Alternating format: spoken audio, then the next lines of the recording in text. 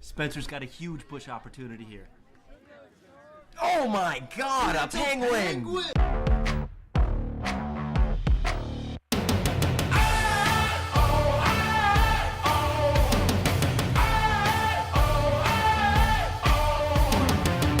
Think you're a god, I bet you're not. Let's see if you bleed like one. You call the shots, but that's all you got. I'm gonna call your bluff, cause something happens when you fan the flames. I'm like an animal inside a cage, but I'm gonna break out these chains.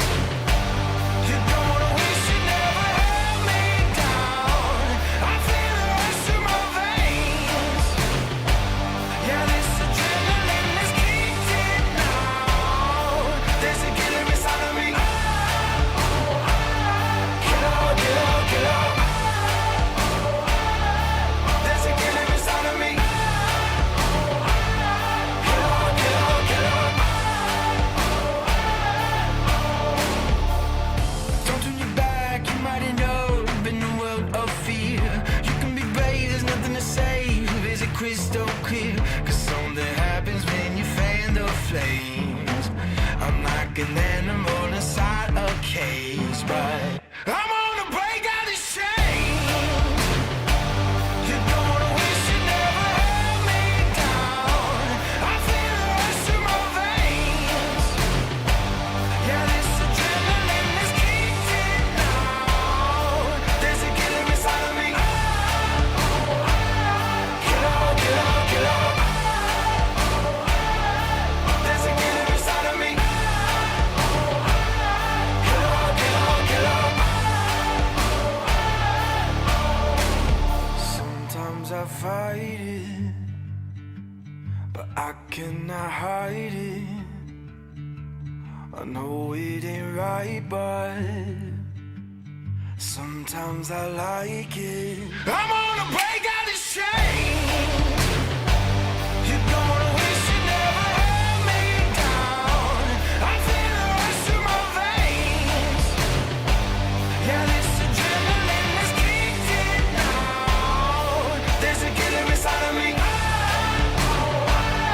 Killer, killer, killer. There's a killer inside of me. Killer, killer, killer.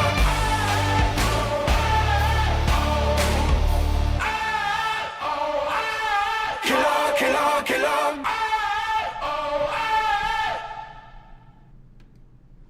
Yo, yo, yo. Let's go, folks. Unmuted, ready to go. I'm on the mouse today, right? I don't even like I'm it. still really far away from the mouse. But what's up, folks? Welcome back, man. Welcome back. Let's 2 go. weeks, kind of.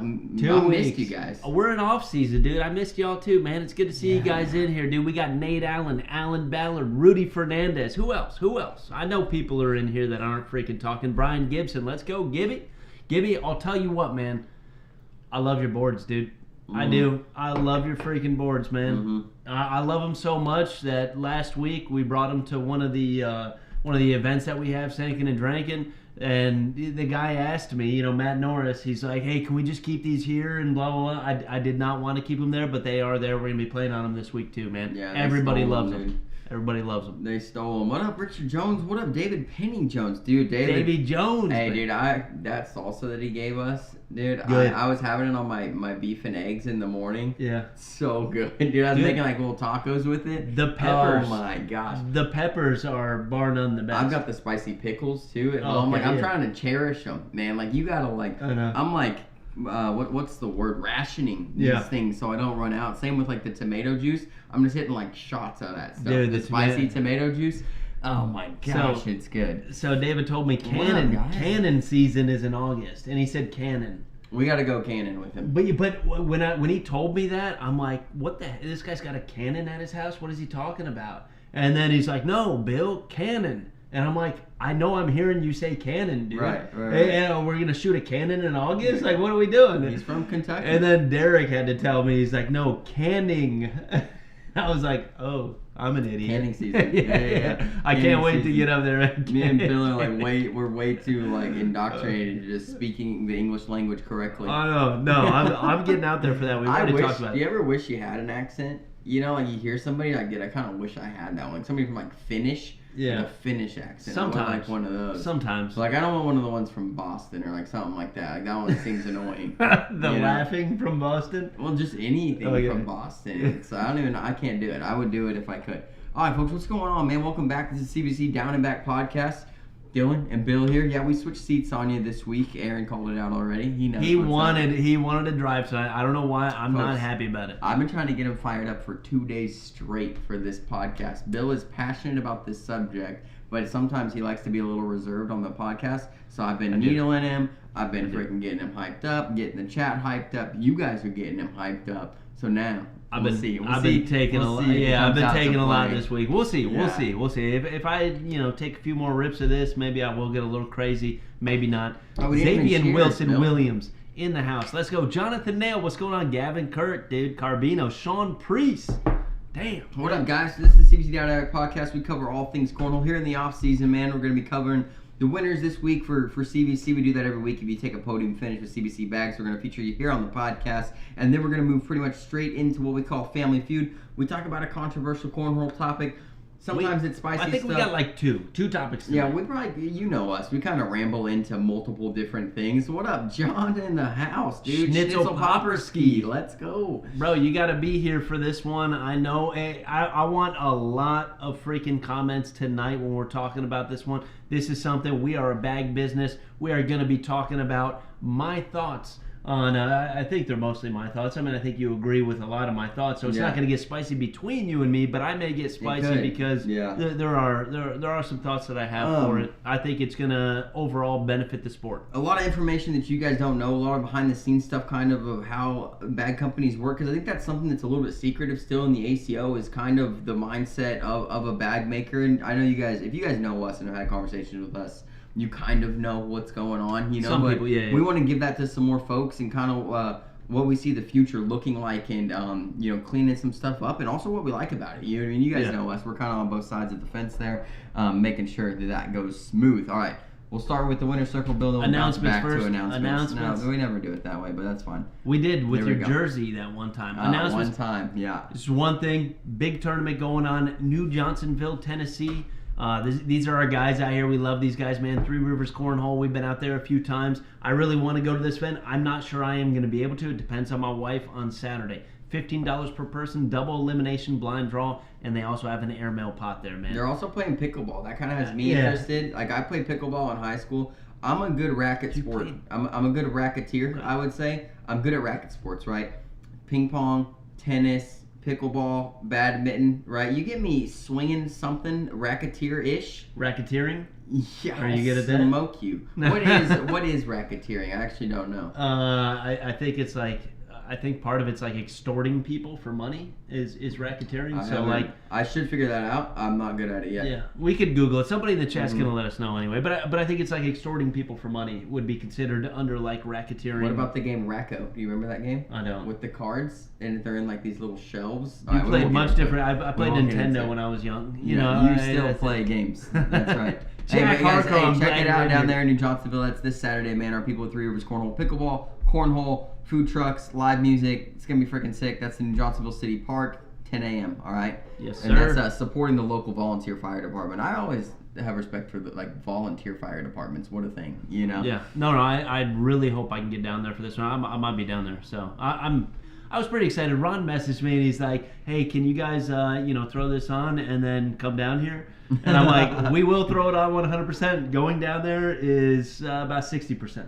Dude, how many people are going to talk to us? Jonathan Nail, you're like the sixth person that asked us if we're coming to the Newtown Throwdown in St. Charles, Missouri. Maybe that's something we got to look into. It's only 5 hours. Like, it's not crazy, but it's also like, if we're not getting paid, it's a tough one, dude. And we're not like good enough to like win anything, and we're probably not gonna make bag sales there. So it's very. We tough. would go just for the experience. So I'd like to go for the experience. So, yeah. All right, let's get into the winner circle, folks. So anybody who takes a podium finish top 3 with CBC bags during the week, we feature them here on the podcast. Starting off with, go ahead, Bill. Curtis Amos, Jason Carlson, my boys. Look, they won tier 2.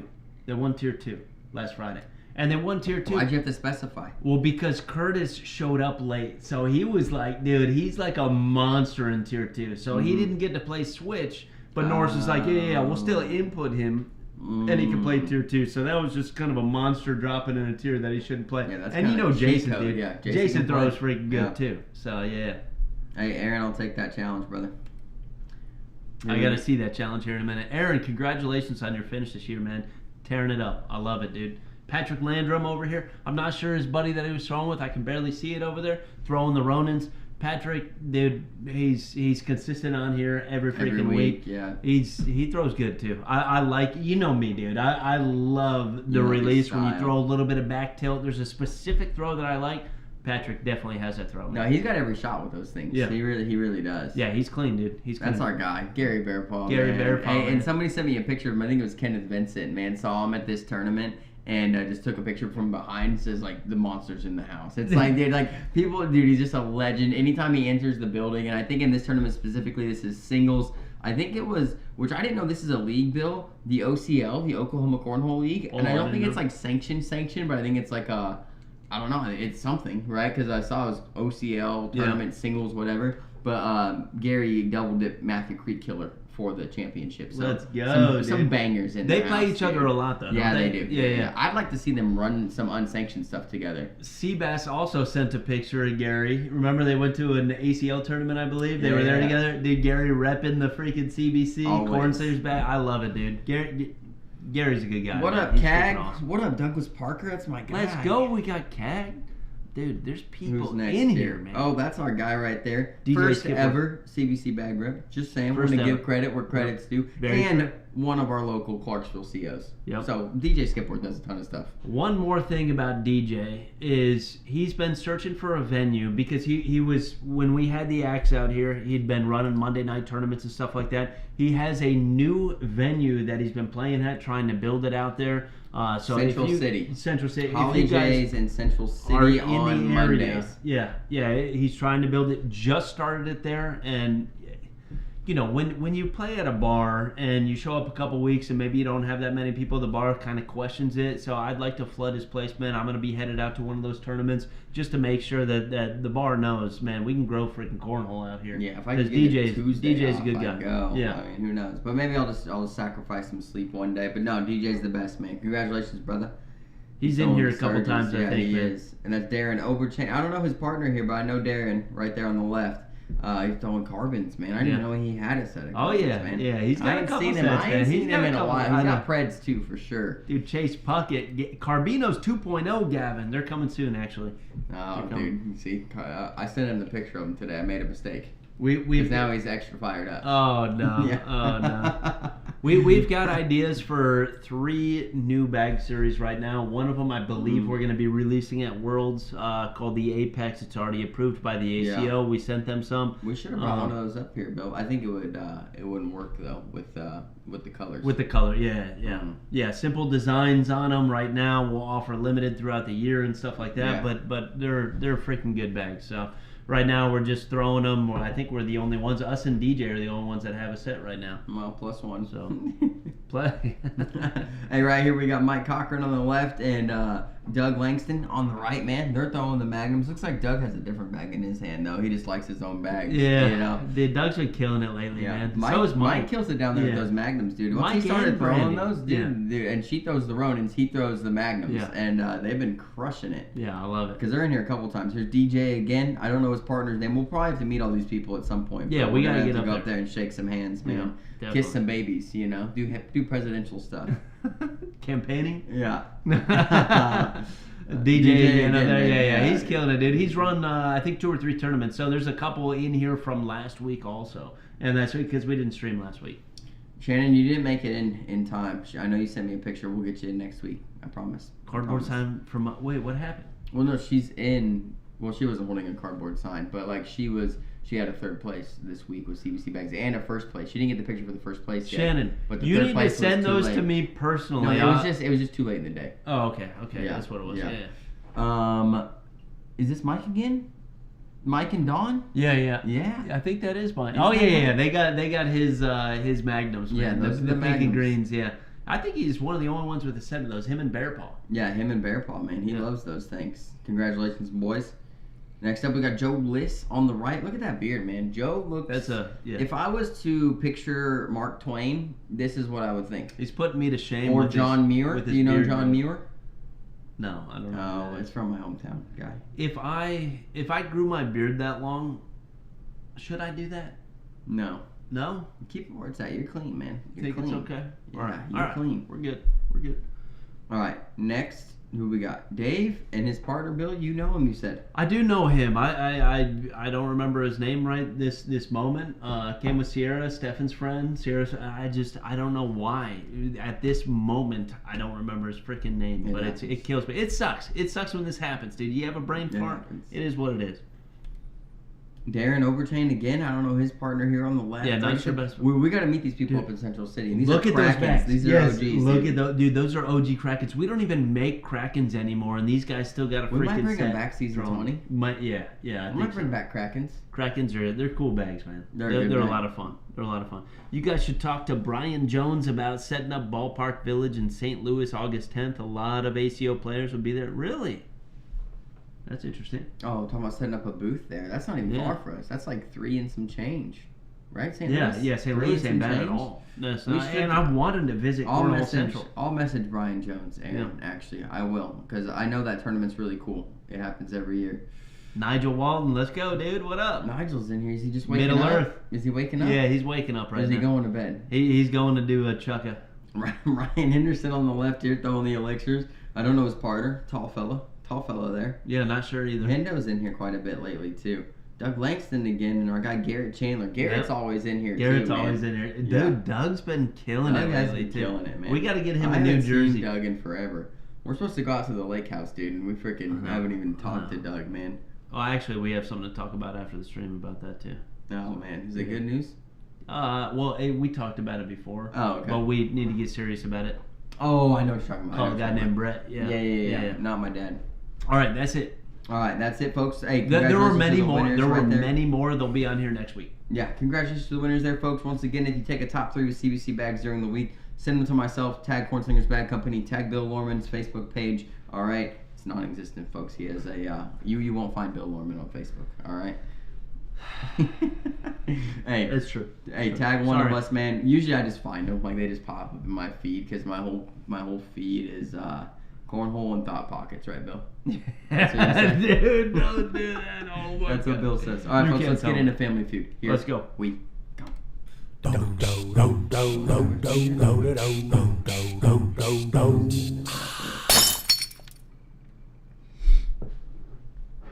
Lee, I sent that picture off. I don't know why I wasn't in there, dude. I'm telling you, sometimes they skate through the cracks. They really do. It's graphics guy. Yeah. We'll get it figured out, brother. Graphics guy. Here.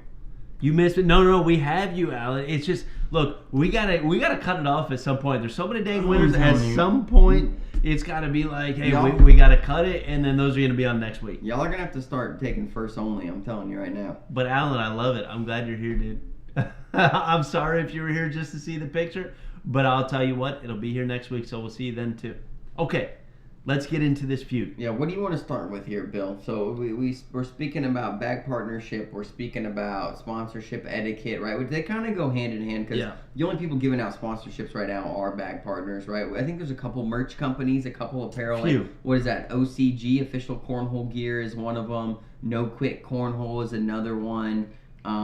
But in the ACO, like that's all I can really think of. I think Zach Johnson has a TK Apparel or something like that. For the most part, it's freaking bag companies, right? Bag companies do the sponsors. And they do the big money for sponsors, right? And this last season, there was some sponsorships given out, but not really everybody was established knowing what was going on for the most part. This year, we're in full swing. A whole season of stamped ACO bags required, right? Yep. People are established. Teams are established. We may have been the only team in the ACO that didn't lose a single player. Don't quote me on that, but we did. We did not lose a single contracted player throughout the season. We're men of our word.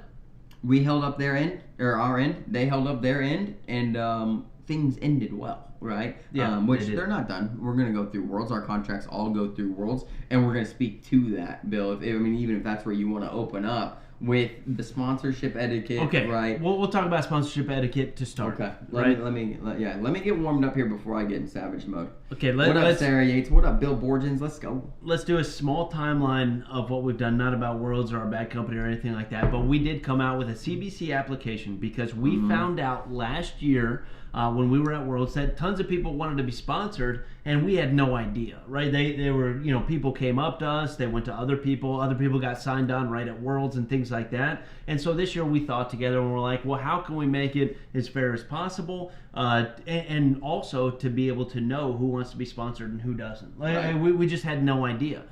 So we came up with an application. We dropped it 2 weeks ago, I believe, somewhere right around 2 weeks ago, and had a few basic questions. It takes about 5 minutes to fill out. Right, lot of positive responses about that. It's been wonderful. Right.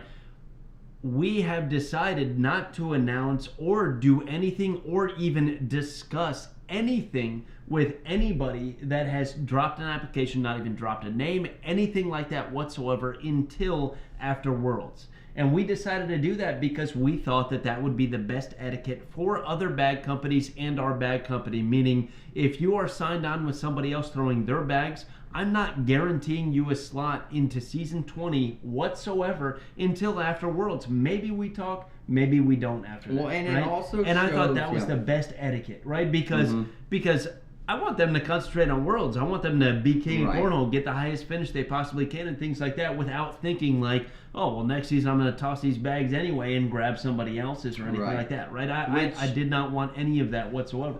The contract doesn't limit our pros to having conversations on their own, right? And our pros could go into Worlds with other plans for season 20, right? We will not even open a conversation with somebody for season 20. It hasn't happened. It's not going to happen, right? So if you are a player, right, and this has come up, if you are a player that wants to lock things down before Worlds for season 20, it's not going to happen for CBC. That's point blank, right? We have to show the players the ultimate respect, right? Our players, not even with speaking to them, but that, to give somebody's slot away or anything like that, or if we give them a deal, then they have to have that in the back of their head, like Bill talked about. With our players, we don't want to add any distractions to absolutely anything, regardless of them winning King of Cornhole. And with our players, I believe that every single one of them has the capability on their best day, and that's what we want it to be, their best day. And when you add other things into the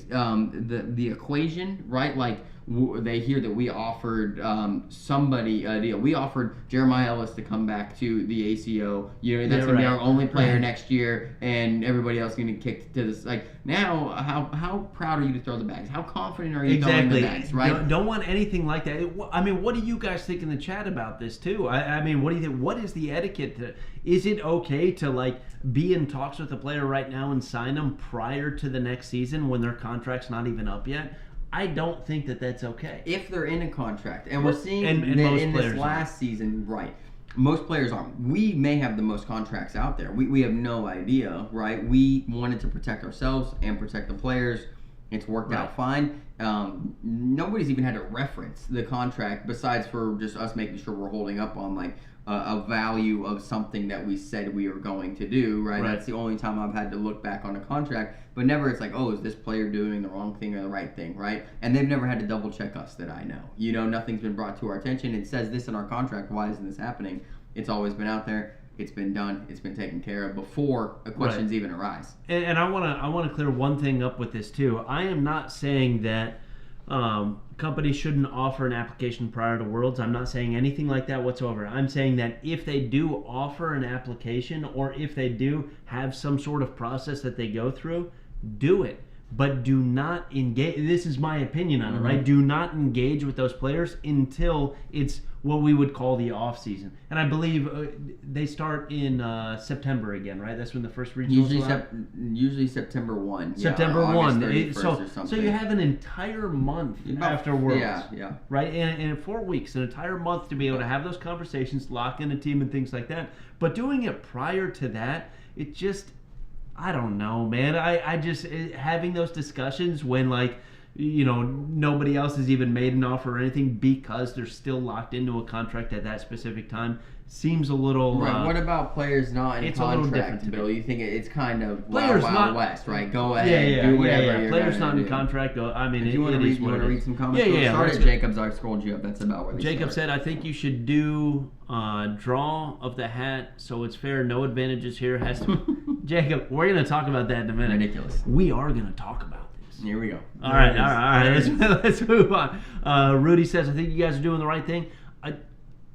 We thought about it. I mean, you and I put a lot of thought into this. You know what I mean? And we're like, I don't know. To me, into the player, I think if those discussions happen before their contract is finished, I think that's I'm telling you right now, it's Bill weird. knows that I'm squirming to have these conversations. He's dying. I gotta hold him back every day. Yeah, I'm telling you. People are in my DMs, right, and they filled out applications already, and they want to know what happened here, and they're telling me the deals they're getting from elsewhere, right? And which is great for us, right? This is great for us. I mean, I'm not using it as ammunition or fuel or anything. What we have, we have a great algorithm. We're pretty stuck to what we're going to do. Yeah. It's going to waver left and right a little bit. You know what I mean? That's how we'll it's going to finalize it in August. But we're getting a lot of information by doing things this way because a lot of people are making deals. They're offering price tags. They're putting numbers out to anybody that's a half-decent player right now. And that's a maneuver that, hey, I don't like that, right? I'm glad we're not doing that because now people are shopping and we get to kind of, I wouldn't say backdoor, but at least we kind of go, well, what deals he got? You know what I mean? And they don't. Nobody has to tell you. Nobody has to tell you what the deals are. You know what I mean? But at the same time, it'd be beneficial to the player. You know what I mean? They tell us, and then they're like, "Well, hopefully CBC offers me something better." You know, we may be able to. We may not. And we may not be able to. We're very honest with this. And last year we were honest with this when people came to us and said, "This is my deal." You know, I'm like, hey, we can't do that. We do not have the funds to do that, and that's where we're at. Right. Go ahead, continue 100%. With the comments. Alan Ballard, no, not cool. Finish at your contract first. 100% agree. That's what we do. Nate Allen says, I understand both sides of it as a maker. It shows a great amount of respect on your part and not wanting to step on toes as a player. I just don't want. A player that goes into Worlds, arguably the most important tournament of the season every year, especially if you're that top player. Mm-hmm. And in talks with a different company when you're throwing with a different, it's something that I think would weigh on the mind just a little bit when you're at Worlds. Well, it almost gives you an out when you're throwing bad, right? It's like, I can blame the bags. Right. I know I'm not throwing these next year. And now you've given up on your Worlds experience right then and there because you have the excuse, right? It's like if I was to go into a run with a light injury, right? And I know that when it gets hard in the race, I can just go, oh, well, I would never do this. Yeah, my leg screwed me. I didn't screw myself. It was my leg. Exactly. I came in here with this ankle. Blah, blah. You get your predetermined excuse, right? And if you make those deals, this is just my opinion once again, folks, and this is, how I run. When I have injuries, I just don't talk about them. I don't bring them up. Just like I wouldn't talk about another bad company or talk with another bad company. I don't talk with my injuries. They're just there. They're going to get better and everything's going to be okay. But back of their mind, they're like, oh, well, if I'm not throwing these bags anymore, next year I'm going to be even better because I'm throwing something else, or it doesn't matter. Something else that's important to think about with it, right? Like if you're the guy, we'll say you're Aaron Lambert, right? And you go to Worlds and you win King of Cornhole, right? And you already locked in a deal with somebody else. Do you renegotiate? 100%. Does your value go up at that point? Like, you know what I mean? And it's just you sit there and you got to think about these things. He made that point the other day, right? He made that point in the comment section somewhere. Yeah.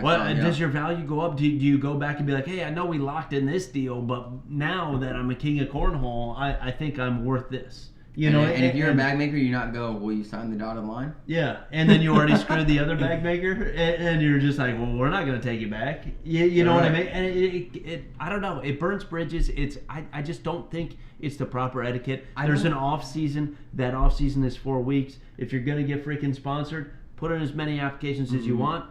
I just personally wouldn't talk or sign anything or do anything, especially not knowing the deal. That's the next point I want to bring up on something like this. But let's finish out these comments real quick, and then we'll go on it. Coleman says, that's why Bill won't talk to me. Then I figured out, Coleman, you know what I'm into? I can't make personal relationships with you just yet, man. You got to be on the Team CBC first. Rudy Fernandez. That was a little Neil. I'm sorry. Rudy says, love you guys. Keeping it real. We're trying to, man.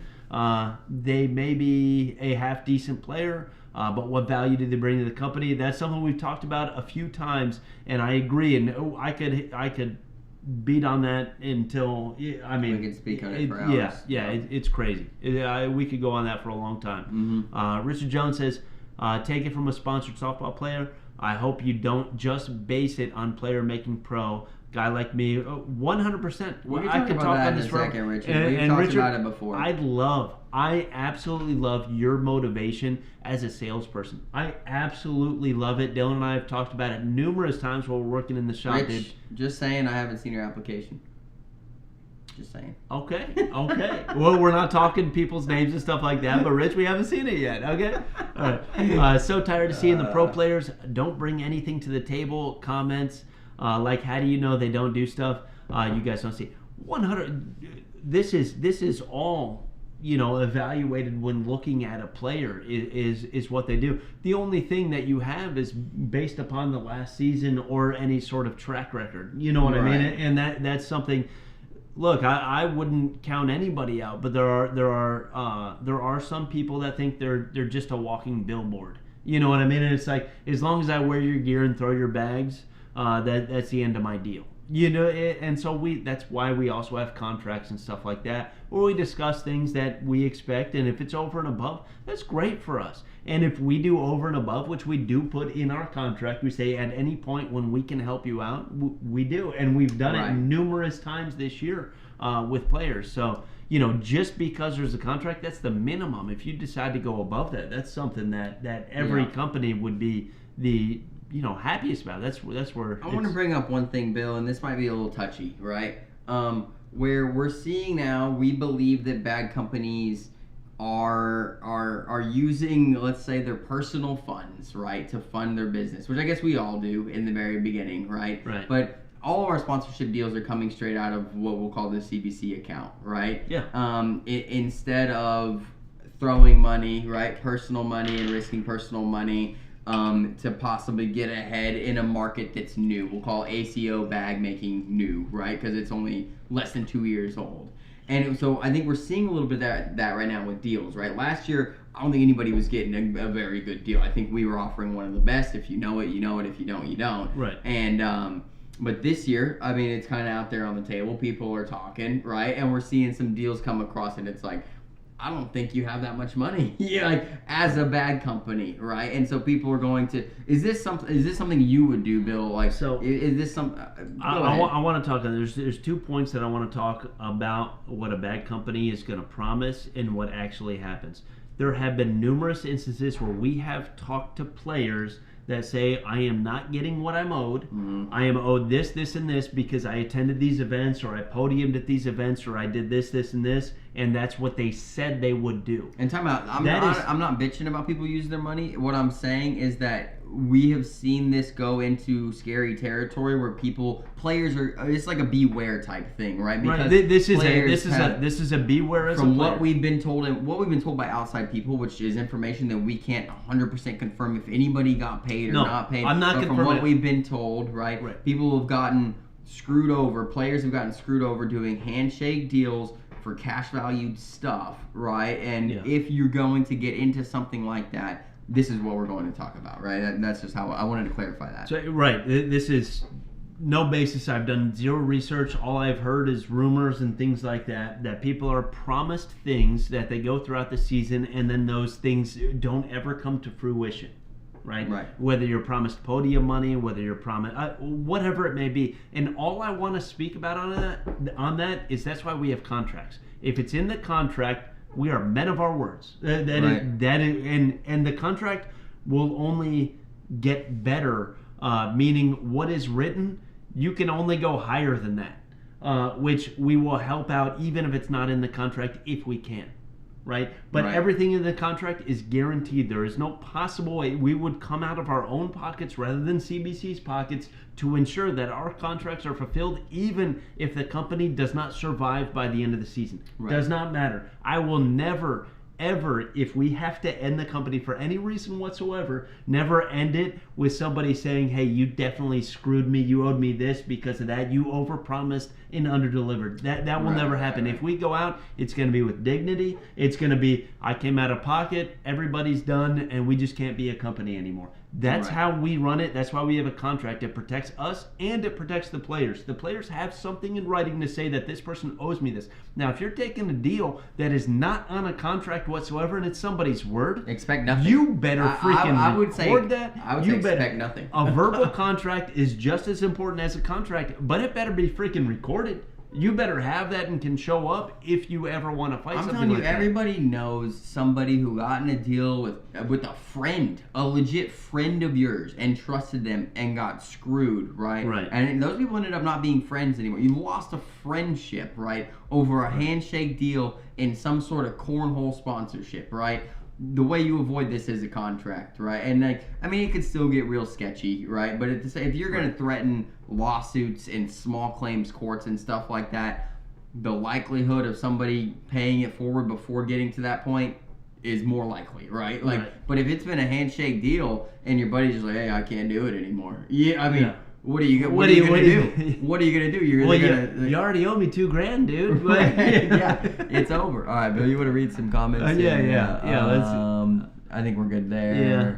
Philip Barnett, what's up, He big said, dog? remember, nobody keeps a secret. 100%. Dude, 100%, man. 100%. Everybody knows. And these are the companies, which is going to segue into our next topic, but these are the companies that are going to get that bad name, is when you can't make good on what you said you would do. It's going to be out there. I 100% agree with you on that.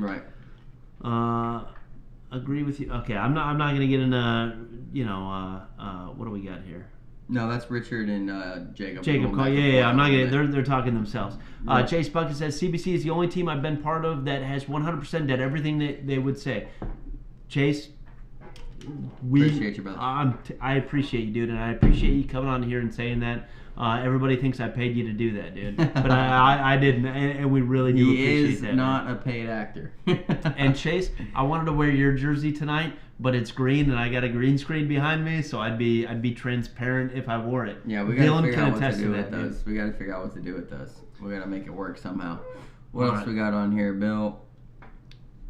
The shades were definitely the move. Bryce King. Boom. Shades. Let's go, Bryce. I don't even know what they're arguing about right now. I don't either. We're going to look at it at the end. They always tell somebody when it's about bag deals. And we're going to see a ton of that this year, folks. I mean, there are going to be way more bag deals out there this year than you've seen in past years ever. You know what's funny to me, Bill, about this whole bag sponsorship ordeal is 3 years ago, and anybody that's in here that's a legit pro from 3 years ago, you guys didn't deal with any of this crap. Nobody was getting sponsored. Nobody was getting anything freaking paid for, dude. You know what I mean? Like, that's what I'm saying. Everybody was throwing freaking Vipers and dang pro snipers and surefires, and nobody was asking those companies for a cent, right? And now our DMs they may have gotten a shirt or something like that. Yeah, we've got applications and dang DMs out the yin yang. Oh, what can you give me? Yeah, which you guys deserve it. You guys freaking deserve it. You guys top notch players that are selling bags, that are promoting the sport. You deserve it. But I'm just saying, there was a time, talk to somebody like Kyle Anderson, Josh Glover, you talk to, legit back in the day Matt Guy. You talk to some of the OGs that have been around. Philip Barnett's one of them. Gary Ferguson, right? They'll tell you, none of this crap existed. None of this existed. None of this arguing back and forth. So it's just funny when people, dude, I'm telling you, they even have PPR folks that want like the legit deals. They're the ones that get. Oh, dude, no, I'm gonna get into that. But let me get through these comments because I want to get into it. Just go ahead. Yeah. Does every application get a free set of glasses? Bryce King, which ones you want? You like mine or Dylan's? Which ones? Mine. I mean, you can't actually even see what mine are because of the green screen. Like they have a green. You can't see it at all. Out of Savage mode. In Savage mode. Let's go.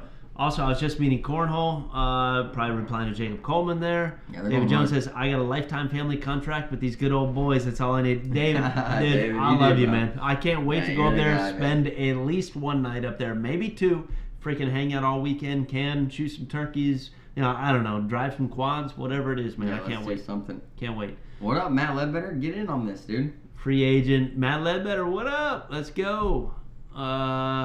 Dude, I haven't read Coleman's because him and Richard Jones are going hard. We're sponsoring both of Let those them- let guys them- next season, yeah, right? let them- We're just gonna just something Let about them do head their goes. thing, dude.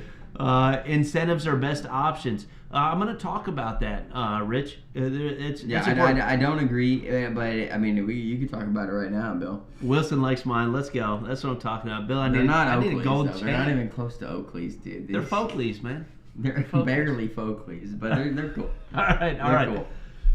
So, what was it? Incentives. Incentives Let's talk about are incentives. the way to go, right? That's what Richard This Jones is- says. this is a isn't buyer true beware. on the player base. I'm telling you right now, the player base is not. But we took a one. poll the other day. Incentives may be the best option for a specific bag company, but for the players, they've spoken, and it is guaranteed money to go to a major. What that number looks like is where it becomes Where it becomes depending on maybe- a lot of right. factors. So if it's guaranteed money, obviously it's going to be less than incentive money, right? Incentive money I like personally because it incentivizes them to maybe try a little bit harder, to win, to, I don't know, if you're me, maybe I wouldn't drink so much when I played a blind draw or something like, you know, Right, good point, good point. whatever it may be, to win that incentive money, especially if that tournament counts on it. Like if I can't make it home with gas and I got to win this one, I'm going to play my freaking best. Incentive Right. money is great for that. Now, guaranteed money, showing up to a place and just saying, hey, tickets are paid for, I can hang out and play. That's what most players say that they want. Does that degrade their game at all? I don't know. We haven't seen that. I don't think so. I don't think we've seen that with our few players that get some guaranteed money, right? We're seeing still some pretty high performance, some of the best. You know, we currently have the #1 doubles team in the world. Like, I mean, this is a light plug on us real quick, but like I don't. So that would vote against, right? The fact that incentive money is the way to go. Right. But I do think this is player specific, right? And that's what you spoke to pretty much, Bill. I think that there are some people that when they show up, they're going to play their best no matter what. And that is, they're going to be on their A game all the freaking time. I think Gary Bearpaw, I don't care how you pay him. I don't care if your guaranteed money or your incentive money is the same He's gonna value. play the He same is shot going every- to play like an animal no matter what, right? I agree. But we think he deserves something to walk into the building, right? Because of the player he is, the value he brings, the following that he brings, right? I mean, this is one person just on our team, right? And there's other players where we may think that the incentivized money is better for their personality, a better fit for their personality, where if you guarantee something, the hunger isn't there, right? That's a thing for athletes. That is something we're looking into also, is like tailored contracts for certain people. You know, what makes this player play better, what would be better for this player. And we've thought about it. We don't know yet. We're not 100% on it. I just want to put out one thing, and it's a buyer beware. It is if you are a player gonna get signed by a company and they say that they pay podium money, if they do that, that's a good one. If they do that, you need to ask the question. If I win my bracket and I go on the ACO website and it says I'm #1, is that podium money? Or do I have to win my bracket and then be the overall champ playing 4 other people to get that #1 money? Because potentially, let's say this company has 4 sponsored players. They're all in different brackets. They all win their bracket. They're all #1. So they have to pay out top dollar for every player that won their bracket that was there. And then they battle overall, and then somebody is the overall first, the overall second, even though when you look it up online, you are #1.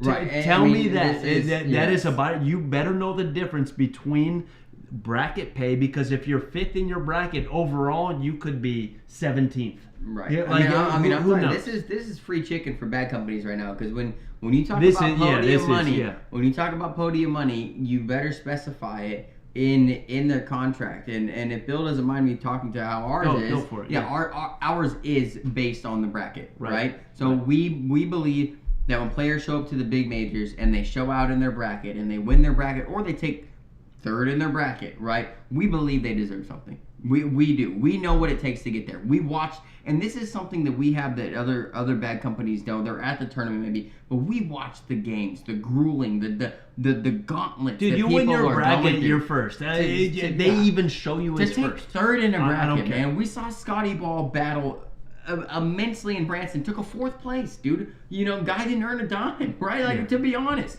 right? But, I mean, I'm just saying, like, so to even get into 3rd place in a bracket, these guys are freaking battling. We think that when we give podium-based money, it is bracketeered, right? It is bracketeered. 100%. It is based on your bracket finish and not your overall finish.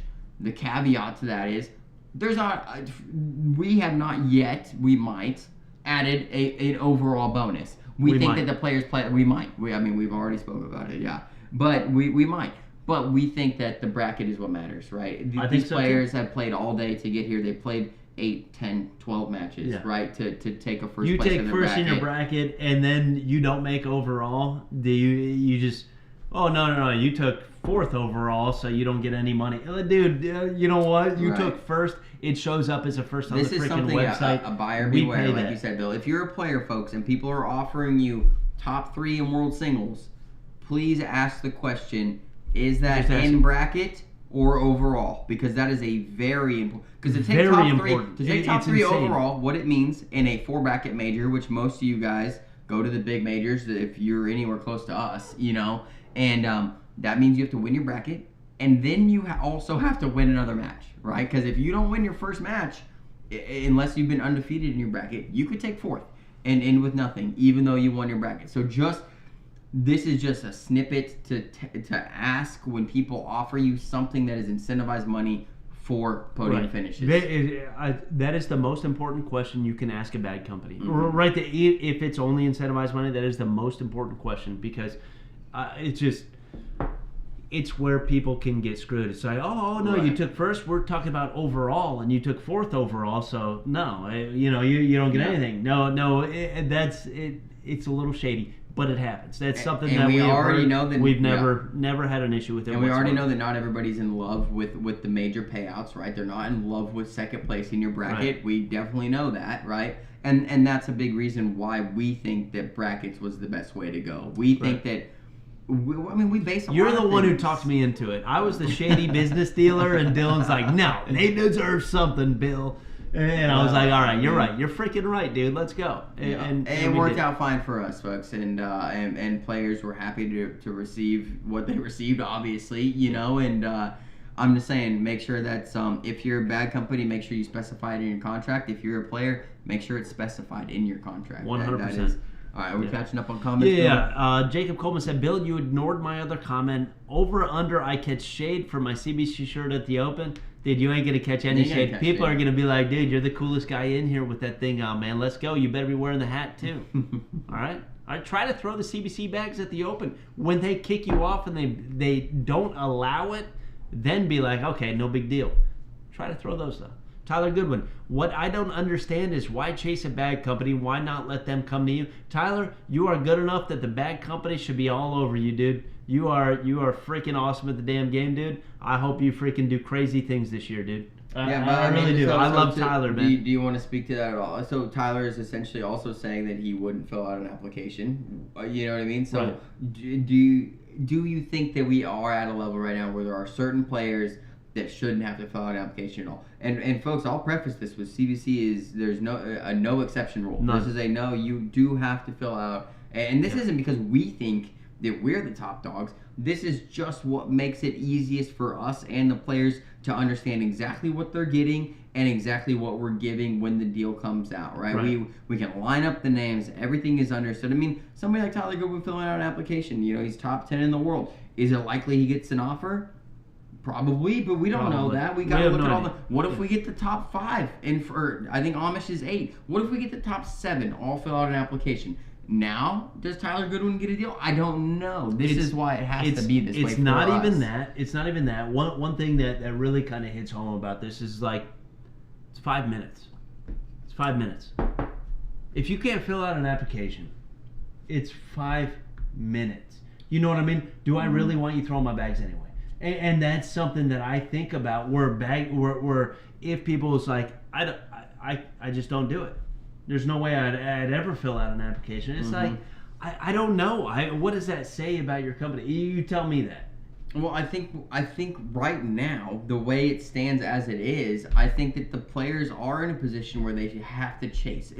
The companies are too new, right? The companies are too new. The sport is bursting in its own thing, you're wrong. Right? You're wrong. The players don't have to chase. The companies have to chase right now. In the housing market, there's a buyer's market. Sometimes there's a seller's market. Right. It goes back and forth. And that's based upon supply and demand. Okay, you're right. I That's get based where upon you're supply. going with this. There's 78 bag companies today. Yep. The companies have to chase today. Maybe we think about that in the future. Tyler, you may be onto something here. You really, I like what you're saying there. And I don't see that side of it, Tyler. I'm not good enough to have bag companies chase me and this and that. But you may be right. But what we ran into last year was something different where we were chased. Right, and so I think that is what we applied into this instead of what you're talking about right now, where we could be chasing players to ensure we nail down a team because there's so many bad companies. But what we experienced last year is what based what we're doing right now. Right, it's that we gotta reach out to us at World. This is funny. World. This is a business meeting downstairs. This is not supposed to be on stream because this, funny. we have our strategies on stuff like this, and I get. Thoughts once in a while. But Tyler, great freaking comment. I absolutely love it because it made me think about it, man. Yep. And that you're right. You are right. I mean, my mind can be, I don't want to say easily swayed, but based upon my principles and my beliefs, your comment makes sense once I connect the dots on something like that. And I just haven't seen it from that. Matt Ledbetter, I'm mad you didn't sponsor me. Basically, doing cash games though. Coleman, dude. That's actually Coleman, roast. Dude. That's a roast, dude. You're freaking nuts. That's a roast. That's not just incentive to win, incentive to sell number of bags. I love it. Okay. I love it. More merchandise. I absolutely love it. We can talk to that. Yeah, Rich, you're on my A list, dude. Let's go. Brandon Bullock, Tyler Goodwin agreed. Yeah, I agree with him now too. I definitely do. We're riding that. We're riding the, what is that thing called? The buggy. The Amish. The wagon. Yeah, they call buggies. Yeah. I still have my Fear of the Amish shirt. I was gonna wear it the other day, but I thought some people may get angry. Today would have been a good day. Yeah, I'm gonna wear that next week, man. Next week. Also, Chase, you seem desperate or like you don't bring enough value, in my opinion, compared to when the company finds or notices you. Mm-hmm. That's a great point. Tyler said, absolute top tier though. You know what I mean? Like if it's top 10, top 5, stuff like that. I think he's right on that. Maybe not, but it starts to get itself down there, right? Eventually, it will. Eventually, it will be being noticed and being like, dude, that guy the year before was 180. This next year he was 42. What is he going to do next year? He keeps developing his game, and I agree with that. I've never seen Bear Paw play like an animal. He's always calm and laid back. That is very true, dude. He's a monster. Well, he's like I don't even know what animal is like that, Bill, but it strikes, right? It's like an eel, right? An eel back in its little cove. As soon as a fish comes by, right? That Jack Harkrow is the fish. Talking about eels? Yeah. It's a family show. We're going to talk about eels striking? Well, what makes that a family like? That's National Geographic, dude. I was just thinking of what's going to happen in a few hours tonight. Anyway, Matt Ledbetter, if you aren't throwing the bags and... Sorry, we're going to get savage tonight. If you aren't throwing the bags and promoted for said company, how do you expect to get a sponsorship? Matt, I can't tell you how many people come in the DMs and are like, they're like, hey, bro, here's my PPR for this singular tournament that I won. And it's like an 8-1 and maybe they beat like 20 teams. They're like, sponsor me? My first question to them is, oh, sweet, dude. Congratulations on winning the tournament. What bags are you throwing? No, I say, have you ever thrown CBC bags before? And they're like, no. And I just sit there like, I don't even answer them. I'm ready to pick them up. I don't even answer them after dude. that. I agree 100%. Chase Puckett, DoorDash something, bro. I don't know what that's it too. That's why I let you in. Oh, Jacob Coleman. They're going back and forth now. Yeah. I got to get down here. David Petty Justice. Hot. How many bag companies are there in the ACO? 78. I counted them today. I counted them last night. I counted today. Alan Ballard, +3. Craig, what up? What dude? up, Craig? Has Call anyone TNT. said Hawk Toy yet? Asking for a friend. No, man, we're not in on We're that not stuff. on that Come train, dude. We're not Come on that man. train. Yeah. Well, we try to stay off of the social media Family show. viral stuff. We're just gonna dude. say family show. Yeah. Aaron E. Lambert, too many replying. We'll get 100%. there, Aaron. We're about to get there. Too. We're close, dude. Maybe that'll get you a sponsorship. 100% Brandon Bullock. We gotta go, Bill. This is how I do this. You need a new hat, Jacob Coleman? Rocking Jacob the four Coleman, bag, dude. Four bags is clean, Jacob man. Coleman, I thought I saw you rocking a Big D hat. You looked kind of like a Big D bag. Rudy says, you could still approach a player if they are interested in us and we love what is offered, then fill out the application. That's true. But then we're offering something before Worlds. We're right? not offering anything. I think you can approach a player and say, hey, I just want to let you know I'm interested. We're interested, but we have an application process. And then if they decide not to fill out an application for any reason whatsoever, it's 5 minutes. I'm sorry, but if you can't devote 5 minutes in this, I don't know if I want you anyway. Well, I think it's going to change, right? I do think that this thing, right, is going to change for the ACO at some point, right, where people will seek people out, right? But it's just not in that stage yet, right? Where the bad companies are seeking people out. That's my. But it depends on your company, man. Like I said, and what I'll say is that we're blessed. That's all I will say. Yeah. To this we're very notion excited. that the application process has went fantastic, you know, so far, and it's going to go through Worlds. We're going to extend it through Worlds, and we're going to paper applications at the booth at Worlds, right? So we're gonna have a few, Yes. we're gonna have paper copies there just in case any last minute deals want to go through or whatever. Somebody wants to fill one out, but it'll be there. It'll be less than 5 minutes. It'll be like 3 minutes to be able to fill it out at the booth, and then we're done. Stacey said she's gonna be upset if you don't wear the Amish shirt. Oh, dude, 100% next week, Stacey. Stacey was wearing her I was gonna CBC wear it jersey last the other night. day. I was gonna wear it last night, but then I'm like, I'm showing up to a place, nobody's gonna know what this means, and maybe there are gonna be Amish people. So they might have been mad at me to like, hey, just fear all Amish people. You should wear it to New Johnsonville. I might do that. There are actual Amish down there. I'll do that. Stacey was rocking CBC jersey Stacey, yesterday. I think it was yesterday or 2 days ago. She was rocking CBC jersey. Stacey was, yeah. Love it. All right, Jacob, you and Batman sponsored my beer last. No. Don't even read this nonsense. Dude, why did they do So this? you're telling me, Brandon Bullock, I need to throw CBC in my first legitimate season in ACO next season. 100%. I mean, I think you should, Brandon. I think you should try us out. Let us know what you throw, man. Brandon, one of the questions on our application is, See you, Jack. have you thrown CBC bags? And the next question is, what is your favorite series? If it's no in N/A not applicable, I'm sorry, man. That ranks a little bit lower.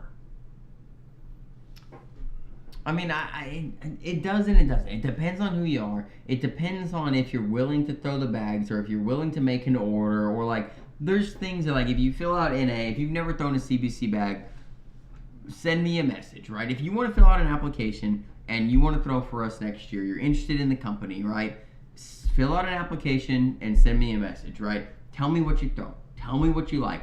Tell Bill what you throw, what you like. If you see us out in public, right? Whatever discount Dylan gives, he's going to pay the difference to the company. I was not going to preach a discount at all. But what I can tell you is that Bill and I go through everybody's, like, if we see you in person, I've watched Bill work with somebody for an hour long, right? Watching them throw, working with their throw to find them the correct bag to buy. I've done it numerous times. I mean, this legitimately happens numerous times in this company, right? And if you call me and you tell me what you're looking for, I mean, Michael Ross just commented.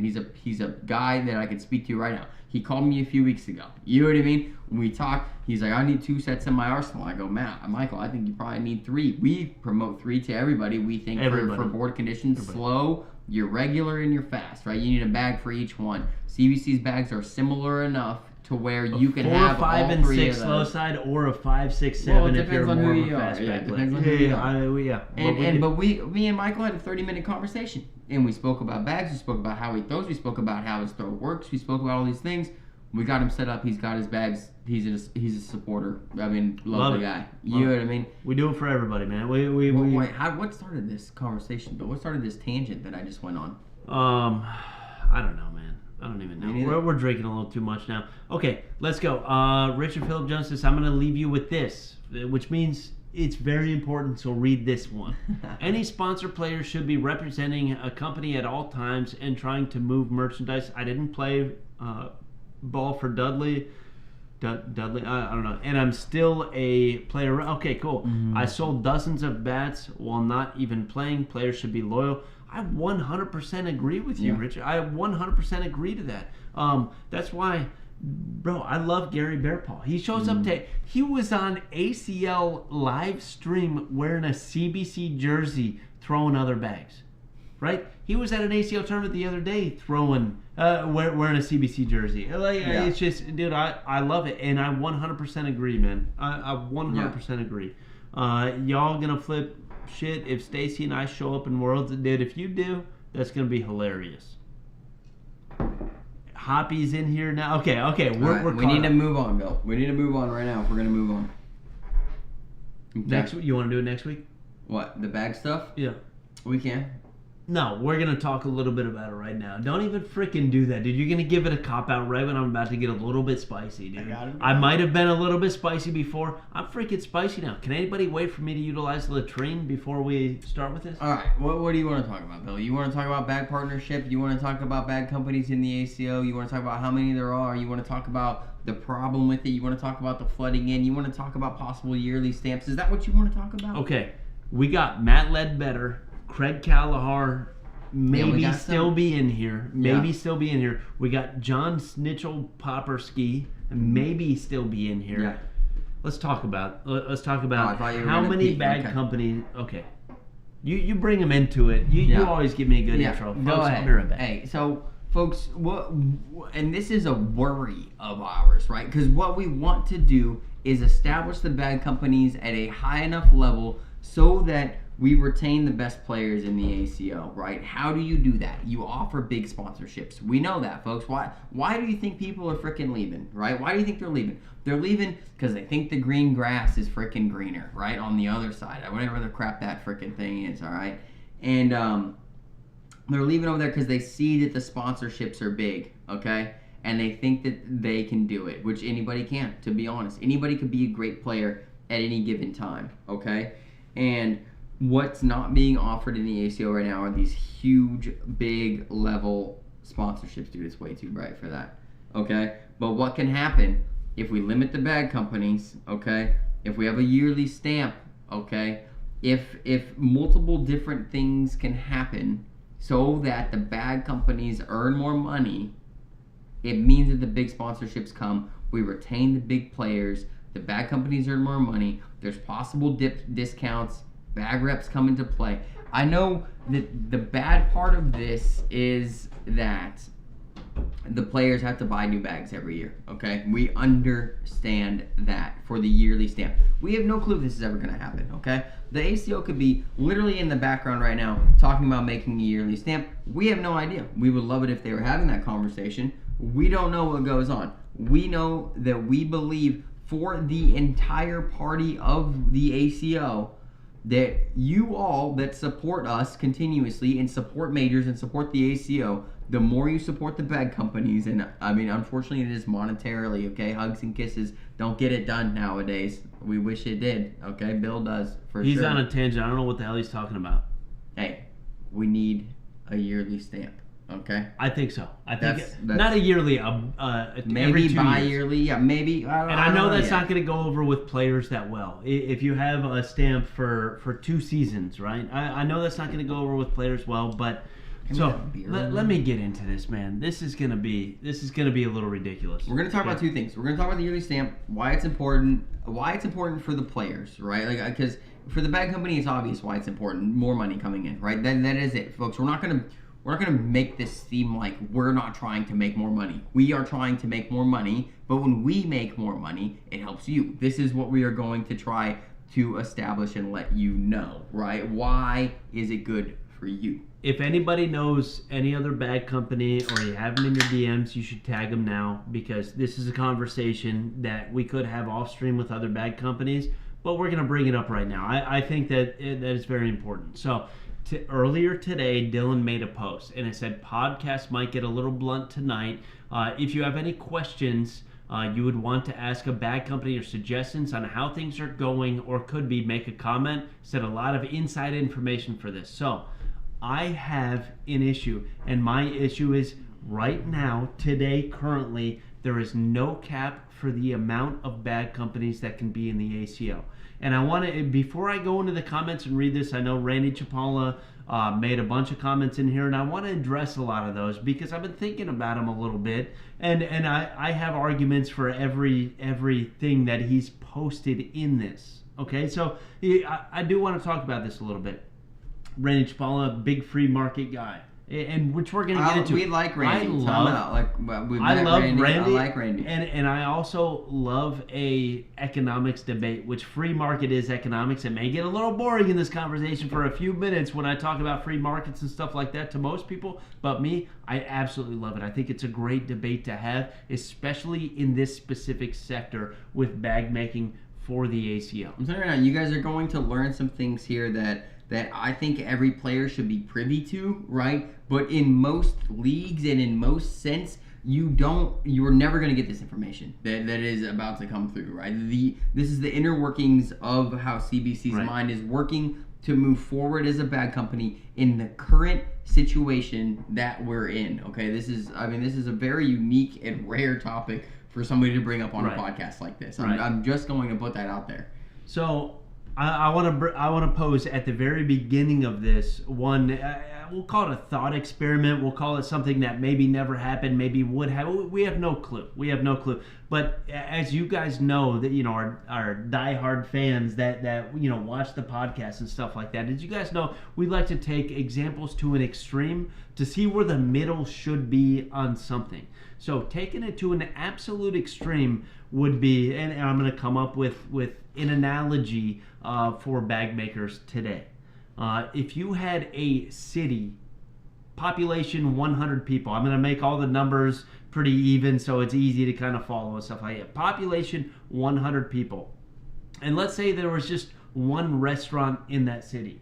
That restaurant would survive. They would be successful. Nobody has a choice. And I think that's bad because everybody wants choices, right? Mm-hmm. You got to have a choice between a few things. And let's say that city tomorrow, the 10 top restaurants in the United States move to that city. And now you have 11 restaurants.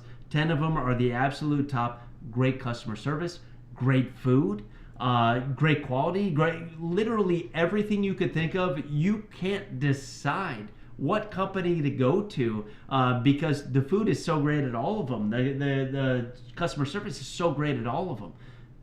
None of those companies survive in that city of 100 people, even though they all moved in there, even though they're all great, even though they're all wonderful. Everything is perfect about literally every single one. None of them would survive because that market is so oversaturated. The only one that would survive something like that is somebody that could work with zero pay, zero profit, and just had more money to start at the very beginning to be able to make it, because they'd have to go through all of these hard times, and then all of a sudden on the back end, when everybody else is out of business, only that company would be there. But then the players are screwed because there'd be no more choices. Back to one. Exactly. Back to one, but no more choices for anything. If it's a Chinese restaurant that some people like, if it's a Thai restaurant that some people like, a Mexican restaurant, you know what I mean? And you get into all this. Now all you're having is Mexican. Because they showed up in that town with more money and they sat there. That was it, right? That's where I would sit, right? Is something for the ACO bag companies. Right now there is zero cap. And this is what hurts me a little bit, is because there are so many companies out there that try their butts off. And if I get real, when we say we sat here gearing up to get a little bit blunt and gearing up to get a little bit of inside information, we've been operating, this October will be 2 years straight that we've been operating. Not one person in our company has ever had a paycheck, has ever taken distribution from the company. Nobody has made a single dollar in our company Every dollar that we make, as what everybody else would call profit, as what a company would call profit, has gone back into it to be able to sponsor players, to be able to get better streaming equipment, to be able to bring cornhole to literally everybody we possibly can. That's where all the money goes. Literally everything. Nobody has taken a cent. Do we want to do this for 10 years? Right? Do we want to do it? No. Probably not. No. Probably not. And that is my biggest argument against why there should be fewer companies. That's one of them, although I have such a better argument. So if you sit there and think about it, from the player's perspective, is more companies better? And you may think, well, we have more choices, right? More choices for bags. Let's say out of the 78 companies that are in the ACO currently, all of them have 10 series, which I can name numerous companies that have over 20, over 25, maybe even 30 series of bags. Like there are companies that have so many different series, it's absolutely ridiculous. They have a bag for everybody. Let's say that that's the case. That is just 10. That is 780 different types of, like, how many choices do you really freaking need? It's that is so many. You won't be able to throw all of those different bags before they change, because the manufacturer changes fill and stuff like you couldn't even do that to find that absolute perfect bag for yourself. And John brought up something, right? John Schnitzel-Popersky, right? That the player to bag company ratio, right? Which I think was a great question. Something that was completely legitimate, right? Beautiful comment. And it depends on the number, right? So there's two numbers we're going with, right? We're going to go with 5,000. This is the easy number. We think there may be 5,000 unique players in the ACO, okay? Right. If it was 5,000 and there's 78 bag companies, the number is roughly 64 players per bag company. Okay, folks. If it was cut evenly, we'll just say that. We'll say 64, right? You multiply it by 3, we're at 192. Right? That's the number. So 192 bag sales. Each company could make 192 bag sales. Folks, you won't survive. Okay, I'm going to tell you from personal experience, right? Okay, that's that number. The number that I like more is... Wait. So talk about this. 192 bag sales per year. We'll just say that if 64 players, each one bought 3 sets of your bags. Every year. Every year. So 192 at $80 a set, which is what we have all of our bags for. $80. Call it 200. Call it 200. Bill, make it easy for the people. $16K. Okay. And you guys are people are out here asking for $5K deals for one player. $16,000. No operating costs. Exactly. No manual labor. No equipment. Didn't have to pay for the materials. Didn't have to pay for the fill. Didn't have to pay for anything. That's what it is if the pie was split evenly. Now, Randy makes great points here with the free market. And I love a free market, because if you have better customer service than the next person, if you have a better quality product than the next person, if you have literally better everything than the next person, you should be able to grab more market share than the other companies. Right. So now, your 64 increases to let's say 100 you double. Let's say you double compared to everybody else. 128. Yeah. Here we go. You're at $32,000 a year. Not making it. Without costs. Without fill, without anything. So let's say, you have a 50% profit margin on it. You're back at $16K profit on that. Now you got to sponsor players. This is what we think about, folks, when we said inside information. Okay, 78. This is legit. Okay, like and what I saw, if you guys go look at World Singles right now, look at the amount of players that have points in World Singles, which is the number that I like to use. 3,222 divided by 78, we're at 41.67. The number is now reduced from 64 to 41. Folks, like, this is we are scared. Like, the reason we bring it up is because we worry. Right? Because of the amount of effort that is put in. Every company should do this, right? Because you take a self-assessment of where are you at, where can you be the next year, but nobody can predict the future. Right. So you sit there and you think of, the opportunities, the weaknesses that your company has, the threats that your company has, and you're like, well, how can we mitigate something like this? And Dylan was completely honest at the very beginning. Like, will it benefit us to have fewer bad companies? 100%. Or a yearly stamp, right? 100%. Is it going to hurt the players, right? Less options, yes, I understand, right? Have to buy bags. Less than 780. Have to buy bags more often. Yes, I understand, but hey, think about any other sport. Think about any other sport where you're not buying something every single year you go into a sport. Cornhole is one of the only things. That's how good every single one of these bag makers are. That if you were to throw one set of bags, most of y'all could get away with throwing the same set of bags as long as you're okay with them being kind of, floppy wet paper napkins. You could probably throw them for 3 or 4 years straight before you have an issue, right? I mean, we have bags at a bar, right? We haven't had one bust yet. They've been there for 7 months. Like at a bar, dude. Yeah. They're leaving them in the water. They're kicking them. They're throwing them. They're leaving them in the rain. Stepping on them, dude. Yeah. Like the boards there have the jaggedest edges you've ever seen. This is something. We're gonna read some comments, Bill. You just run. I'm going through. I'm reading them as I go through. Okay. Yeah, I like Charlie Case. Charlie Case. He's. I know. That's why I said around a long tag the bag makers. Charlie Case has been something like. Charlie Case might be the OG of like ACO, like outside of when the ACO made their own bags. Right. It was like Charlie Case next. I think I could be wrong. I don't know. But like I said, this stuff worries us, man. This is why we want to talk about it, and we want to make you guys aware that, like, when you see the ACO, let's say we got some crazy miracle happen, and tomorrow there's a yearly stamp on bags. We don't hope they make anybody buy all new bags tomorrow, right? Like, let's be retroactive a little bit, right? And make sure there's a grace period and all this kind of stuff. But if that happened, folks, we want you to understand that this is actually good for everybody, right? Because it's going to look negative to you off the rip. It's like, oh, I gotta buy a new set of bags every year, every 2 years, whatever it becomes, right? But I think 2 years is the best solution. But just know that the reason behind it is to retain the good players. My best argument for this, and I've thought about it for a long time, my best argument for fewer bag companies, or at least a cap, and maybe like John was 100% correct. There should be some sort of algorithm within how many players got memberships. And there's one more stat that I would like to see that I don't know. It is what it is, but there's one more stat that I would like to see, and that stat is unique players at majors. Meaning, let's say Craig Irvin went to 8 majors this year. He went to 18. Let's say Craig Irvin went to 8 majors this year.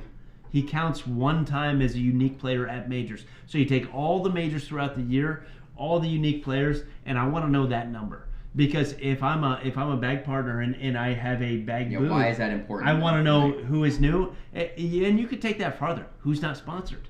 Right? You could take it so much farther to be like, okay, where is my target audience at this place? And these are things that we think about, right? When we kind of talk about this, or we game plan what majors we go to, what ones we don't, and things like that, is where is it going to be? Where are we not going to lose our butts? Yeah, I mean that's really what we kind of think about for something like that. So I would like to know that specific number. I don't know, getting into it before we say what is the cap on bag companies. Right, and I don't like having a cap, right? I like the thing of survival of the fittest, right? Which is what we've been told, a dog eat dog world, some might say, all this kind of stuff, right? Yeah, Coleman I want to tell you. I want to tell you what I think of when I think of that, and why I think it could be a bad thing, right? I already started with that, and but I want to tell you something different, a different perspective, right? Where right now in the world of cornhole, everybody's really nice to each other, right? Everybody supports everybody growing. We support every single bag company, every single bag maker. We have one riff with one bag company. They blocked us. That's it. Okay, folks? That is it. I mean, I don't even know who it was. Right. Oh, yeah, I do. Never mind. But it doesn't matter, right? Like, it was a disagreement of bad communication, whatever you want to call it. No big deal. No sweat off our back. But what I'm saying is, when you get into this dog-eat-dog world, survival of the fittest, and people get down to the point where they're spending their personal money. When me and Bill's hours turn from 2 years to 6 years, right? What happens? You become real territorial, right? You become like a carnivorous animal, right? Where you have to protect your territory at a different cost than you ever did, right? Because it can be taken from you at any time when you have all these people being able to be introduced into your territory, right? I'm using like the most possible primal example that 100%. You can, but this is how humans will act, right? If backed into a corner. And if you allow things like this to happen, what's happening right now with all these companies all the time, you'll see rivalries form. You'll see bad blood start happening. You will see people stealing players, doing this, doing that, right? And then it's going to get nasty in here because nobody's protected in any way, shape, or form, no matter how big you are. If somebody walked in off the street right now with enough money to come in here and buy every single player, every other bad company, how would they react? I'm telling you, it wouldn't be good. So it's not to buy every player to throw with you. So you have to have some sort of competitive advantage to be able to compete. And buying every player, I don't like. Yes, sure, your bags are only going to be shown on stream. Your bags are only going to be this and that. But I don't think that's enough competitive advantage to kick somebody out. What I do think is that much of a competitive advantage is, let's say we had $10 million to start the company, and we were able to buy a shop and be the most efficient bag company ever. Yeah. We bought $100,000 sewing machine, $100,000 printer. It's just everything works with zero waste whatsoever, and the labor was just you as an owner operator. You don't have to pay anybody. Pressing and buttons. you push buttons, and the bags are printed. It's a roll-on-roll machine, like how they do jerseys and stuff like that. If you had that much money and you showed up, you could undercut so much if you had zero waste. That would be ridiculous, right? Yeah, which means money $5 purchases profit margin, and nobody else can come down to your price. Nobody can. Right? Nobody can come down to your price. And after 1 year, you make enough money to sponsor every single player you ever wanted, right? And you just push people out slowly and slowly and slowly, and then you're the only one. I'm not arguing for that at all. No, I'm not arguing for that. We're arguing against it. I think there should be competition. I just think that competition should be capped. So I want to get into some of Randy's messages here because Randy's a free market guy. Bill? We're at like 6 million I know, dude. This is yeah. I work for small businesses that have grown greatly over the years, but they paid their dues in the backyards of their industry. Right now, anyone with a sewing machine and some skill can get an ACO stamped bag. I'm all for choices, but it seems it's very set. 100%. We couldn't agree more. This is why we want to talk about this today. I'll send you a link after. Okay. Well, I'm not done reading Jacob's comments. Yeah. Jacob, you're killing me right now. Kayla, what up? Good to see you. It's still they're going back and forth. That's good. Keep rolling through all everybody's killing it Somebody's right now. replying. What's John saying? John says, seems like the vast majority of players at majors or sponsored bag companies are not making money. John, we're going to get into all of that. John Risner, it's so cheap to get a bag license in the ACO. That's why so many do it. 100%. Yeah, John Risner, dude, he's a beast, dude. He's a freaking animal. What he's talking about in economic terms is a barrier to entry, which we're going to get into a little bit. Paying money holds some people out of something, which is not technically a free market if there is a barrier to entry, which we're going to address those here soon. I can throw... Okay. I don't know what those are. A lot of players wear the gear, loyal, but aren't sponsored. You must not... Dude, you guys are killing me in here, man. We're going hard. Okay, I like it. I like going hard. We're caught up? Yeah, we're caught up. Now let's get into some of these comments. We're glad you guys are talking in the comments, man, because like that helps us out a little bit while we can rant along a little bit, and you guys can have your own conversation. That's what this is for. Just so you guys know, our podcast is what you call an open forum, right? Oh, I mean, like you guys... It's an AMA. Yeah. Oh, nobody knows what that is. Somebody comment what that is. If they know what it is, Bill. If you know what somebody put in there what AMA stands for. All right. We're gonna talk Randy Chapala, and I'm not calling him out. I love this. I love that Randy put these comments in here because in economic debate, I love it. I think it's cool. I think it's great, and I think it's important to have these conversations. And I promise you, reading all these comments today that I did, I wanted to reply so freaking bad. You good? You done with that? I wanted to reply so bad to these comments, but I also wanted to save it for the stream a little bit. Okay. American Motocross Association. Are you guys freaking killing me? Come on, AMA. You freaking put it in there. Dude, put it into Google. What could AMA possibly stand for?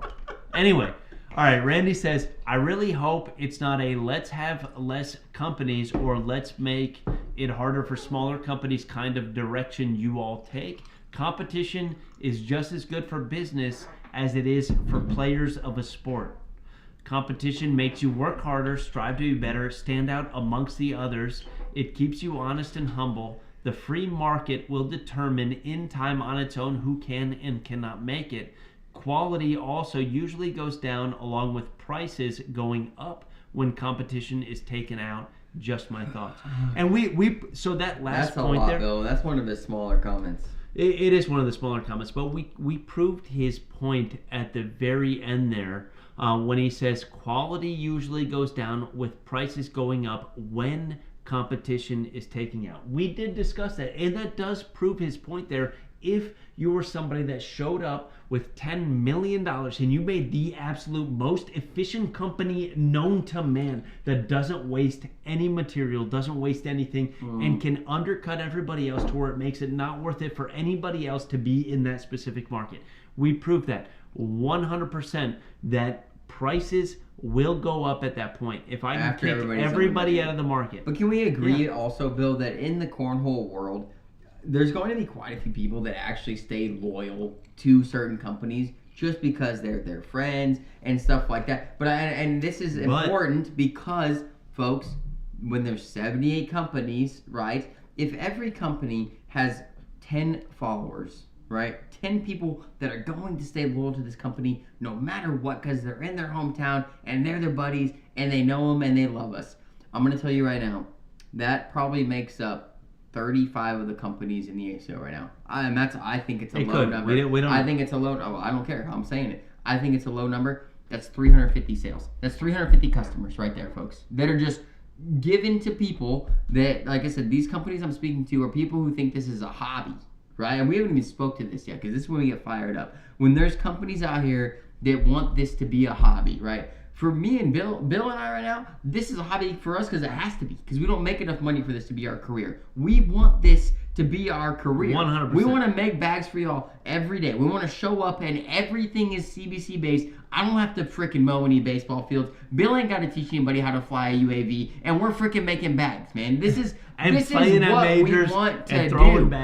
If there are bag companies here that all they care about is making bags for 20 freaking folks, dude, that's a problem for us. Why are you getting fired up? I'm the one who's getting fired up. Because you wouldn't do it. All right?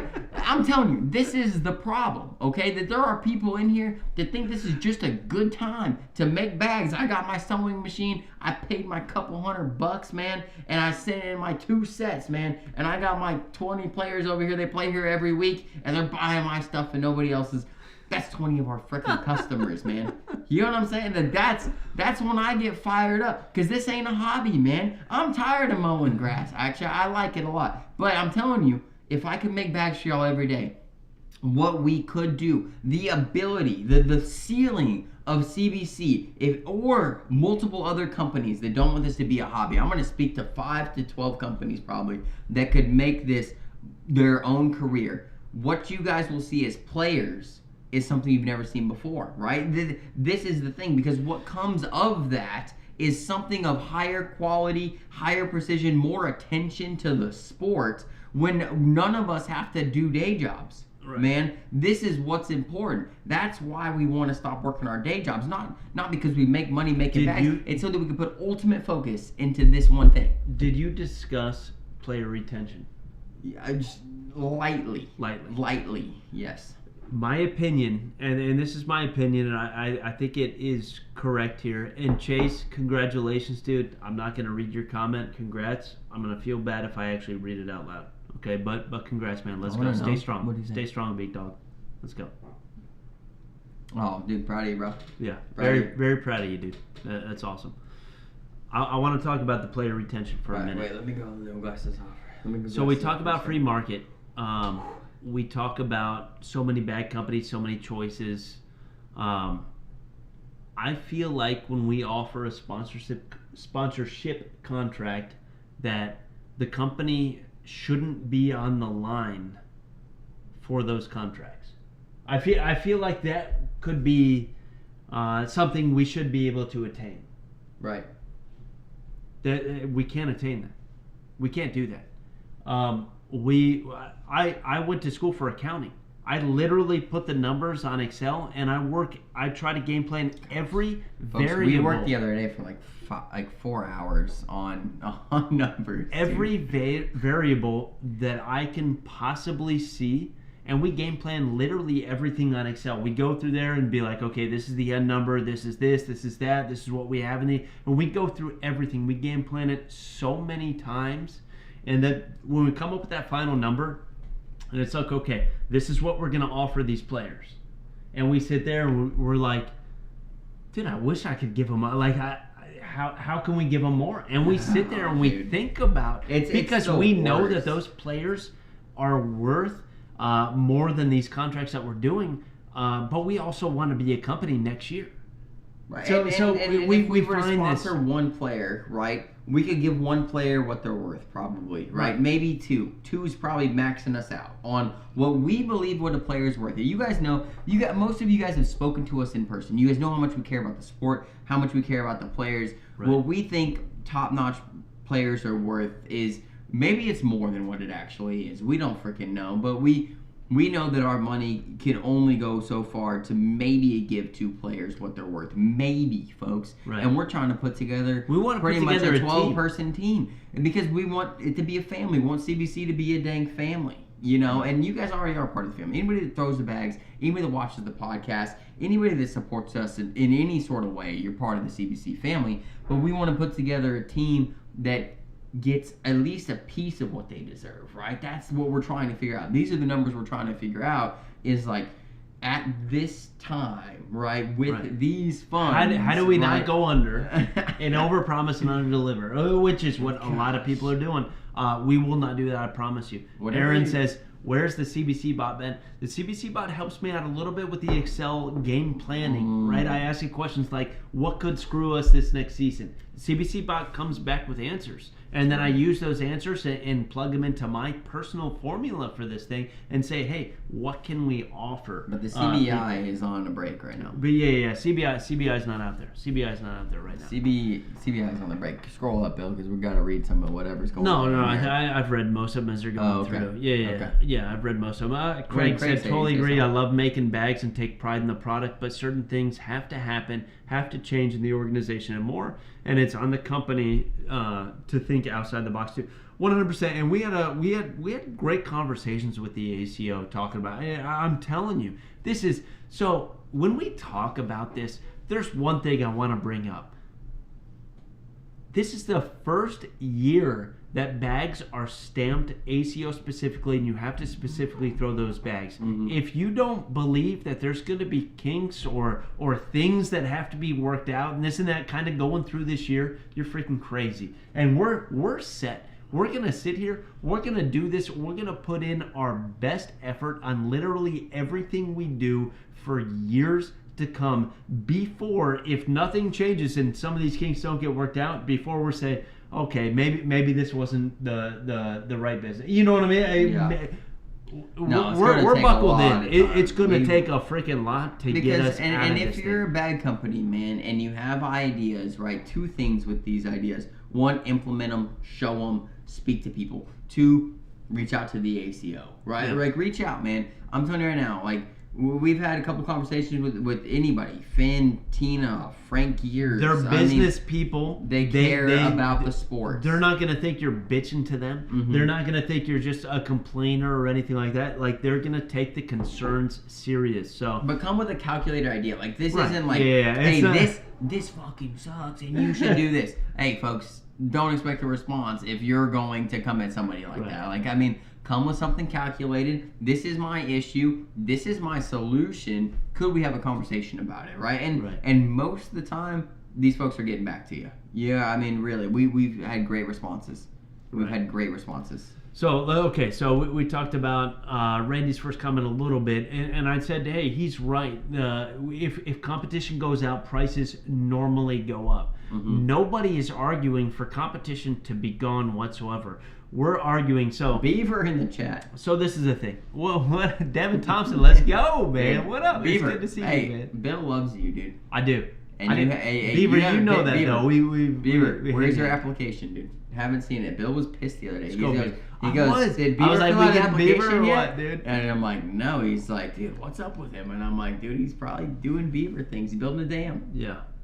I love the Beaver, man. Okay.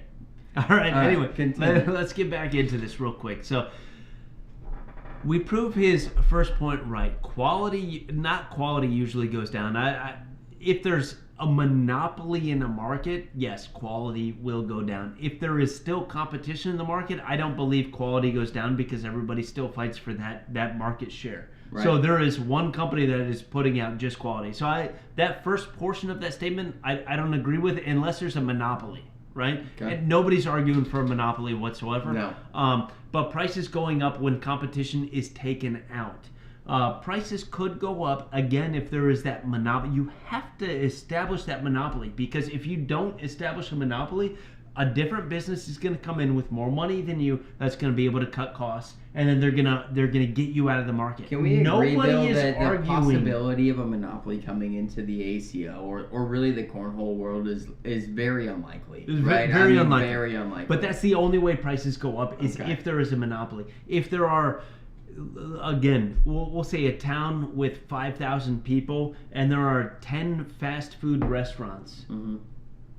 They all have to collude to raise prices. Right. And 10 restaurants probably aren't going to collude because somebody wants more market share. Well, it's like gas stations, right? Taco Bell is going to say, oh, I'm just going to undercut you and take everybody. Well, it's like gas stations, right? Gas stations, you'll always see like one region, the regions of town have their prices, right? Especially in how big of a town we live in, right? But it changes all the time. My side of town is always lower, right? But I'm telling you, every gas station on my side of town is lower, right? Like, and then you go to Bill's side of town and it might be higher. But every gas station in that region is around the same because they all know like what we can afford and what we can do, because nobody can go too low, right? But you definitely can't go too high. Everybody's like, what's going on here? But nobody can collude and go, mine are going to be the lowest here in town forever, because they know they would go under. It wouldn't work. A lot of that is based upon a regulated market too, which is not a free market. So I want to get to the next. We'll get to it. Because I have. Randy has a lot of comments here, folks. If you guys didn't look at the Facebook post today, there's a lot Jacob there. Coleman, from what I could see, agrees a little bit. I don't want to read Jacob's, because while I love Jacob, and Jacob is awesome, and he's the best cornhole player that I've ever seen in my life, and he is phenomenal. Dude, Jacob, I love you, brother. I wish I could be as good as you. You and I are playing doubles at some point in time. I'm going to move on just to Randy's, because Randy takes the opposite side of the argument, which I absolutely love. I love to talk. And I wish Randy was here, because I'd like to talk to him in chat specifically about these things. I got to find more of his comments here, though, because you didn't expand them, like I said. Right here. I did, like you said. He's got the mouse.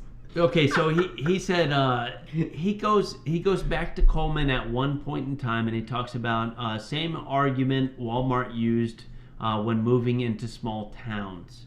Is that you have to paraphrase this? Yeah, it's so tough because I read them all earlier, but it's something about the products being quality and all of them being quality. Mm-hmm. So why can't we have less competition? And if I offer better products than everybody else, why shouldn't I have the big market share? I believe what he said. It will also ruin the chance of bag makers to truly dedicate their time, which is something that you brought up. If there's not enough, and commitment to making the best quality products, if you have so many competitors that nobody can take it as a serious job and that's all they do. Right? Because look, we're not doing brain surgery.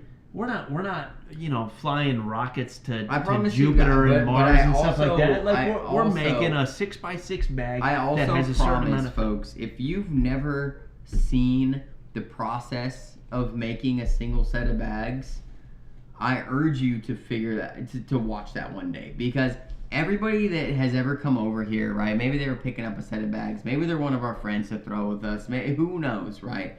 They're over here and they've watched. Usually, when people show up here, Bill and I are working, right? And they watch the process, and like they don't even speak to us really. Like they're literally intrigued on what's going on. Right. And to us and to any other bag maker, this is a normal day, right? Normal day at the office. But to somebody that's never seen a cornhole bag being made.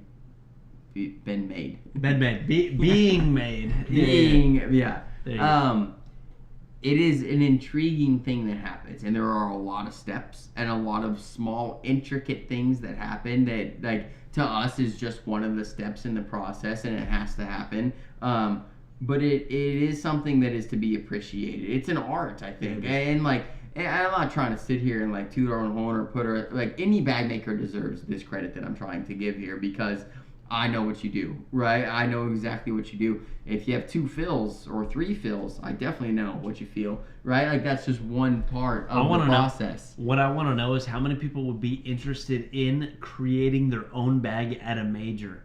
And the only reason we haven't done that yet, is we need power for a printer. We also need power for a heat press. If we get both of those things, I can bring enough material that somebody can come to the booth and be like, hey, I want a custom set of blah, blah, blah. And we will make them on the freaking spot with Derek there doing the graph. I'm telling you, we could do it. That would be crazy. It'd be so cool. But you know, I don't know, it'd be bring fumes into the place and all sorts of crazy stuff. So anyway, he talks about Walmart moving into small towns. They were a family owned and had great prices and USA made products. Once the competition is gone, prices go up, company goes corporate, and product come from China is what he says specifically about Walmart and something like that.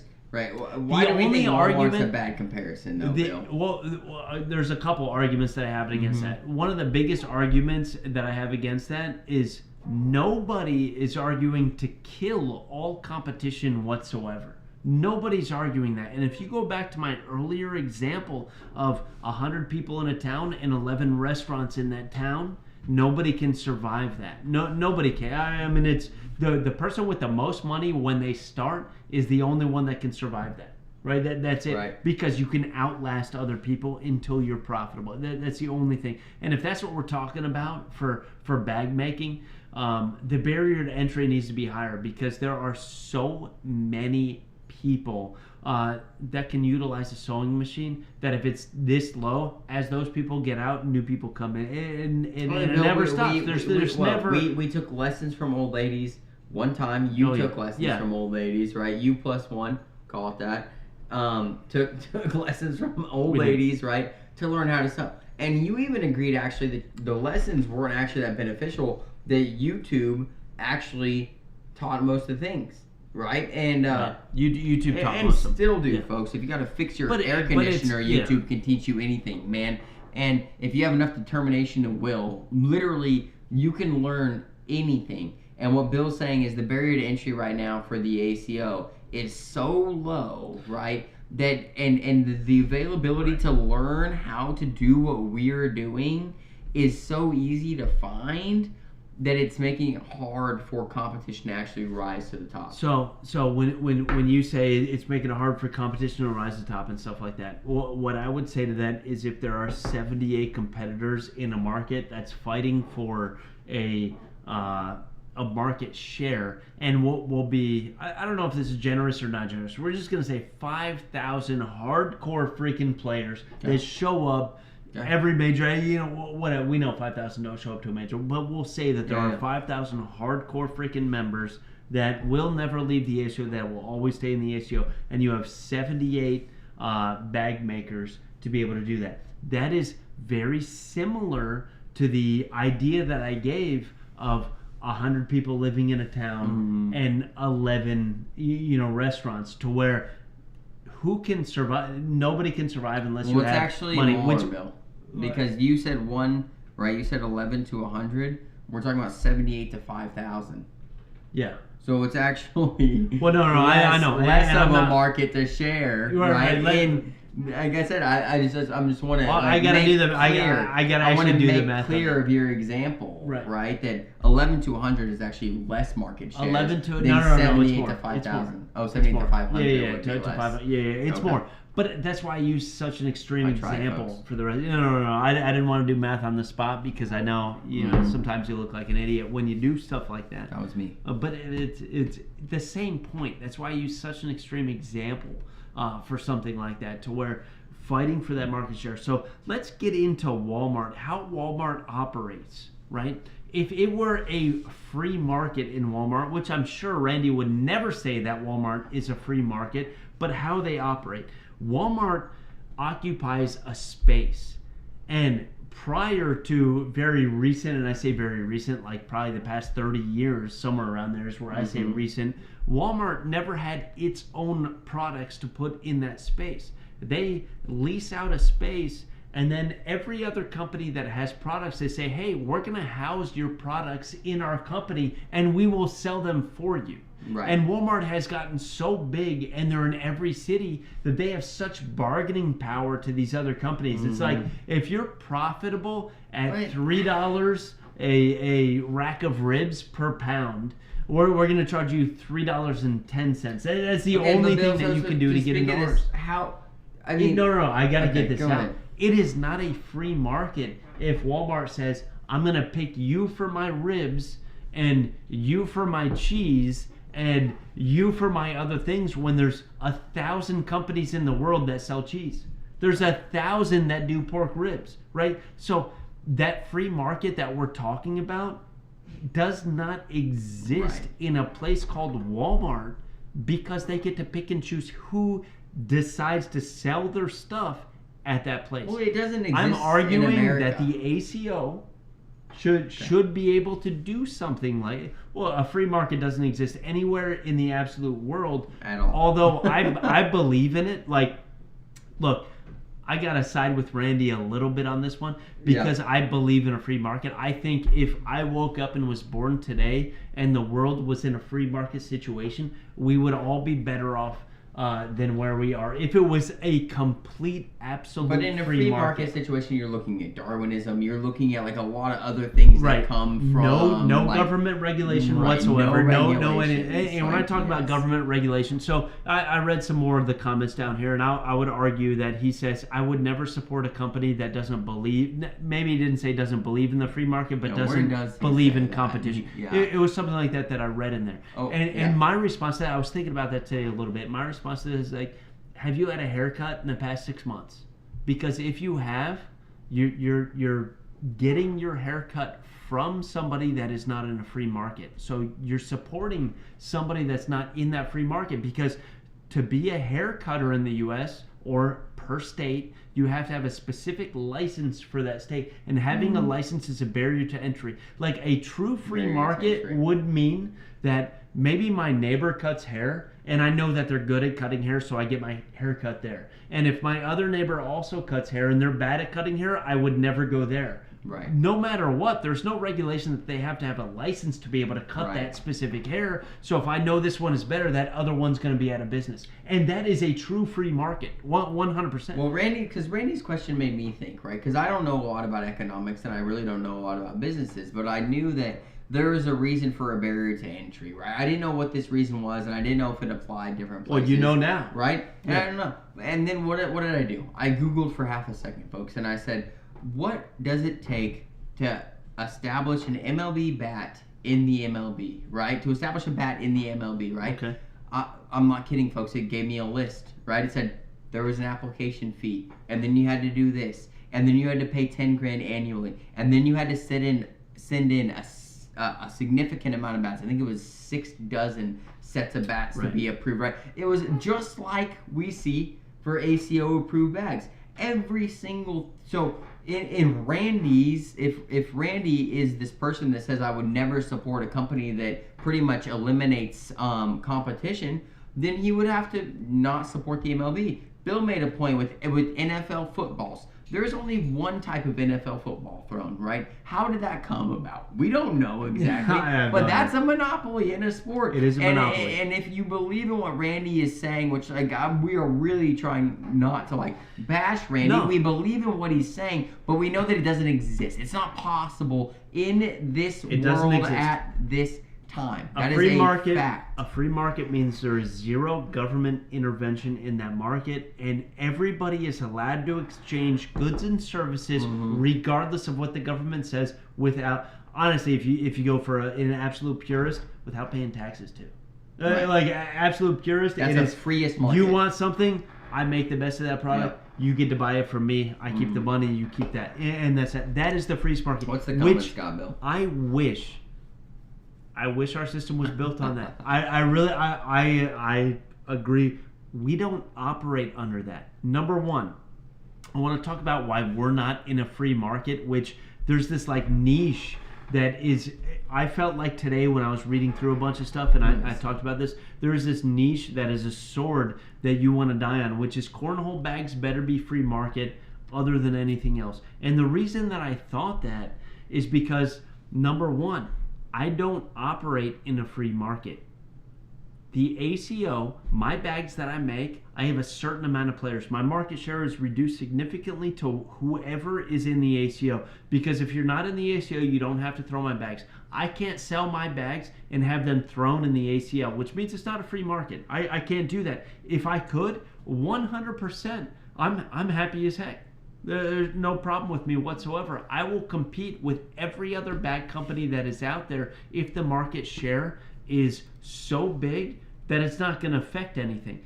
But our market share is the size that the ACO, we can best determine on it as the ACO membership is. We can determine, and I'm going to say 5,000. It may be more than that, it may be less than that. I really have no idea what the ACO membership is. But if I have to compete in a market that's already sized, where I am regulated, that I can only, I don't only have to sell to people in that market, but the only people that would be interested in my personal bags would really be in that market, maybe some backyard people, maybe some. Right. But if I can't, a free market would mean I can sell bags, Ultra can sell bags, and that's who I'm competing with, or Reynolds could sell bags and I'm competing with them, or Ruthless Bag Company. Literally everybody could compete and my bags could be thrown in any event, no matter what. Right. That is a free, 100%. You get that done, Randy?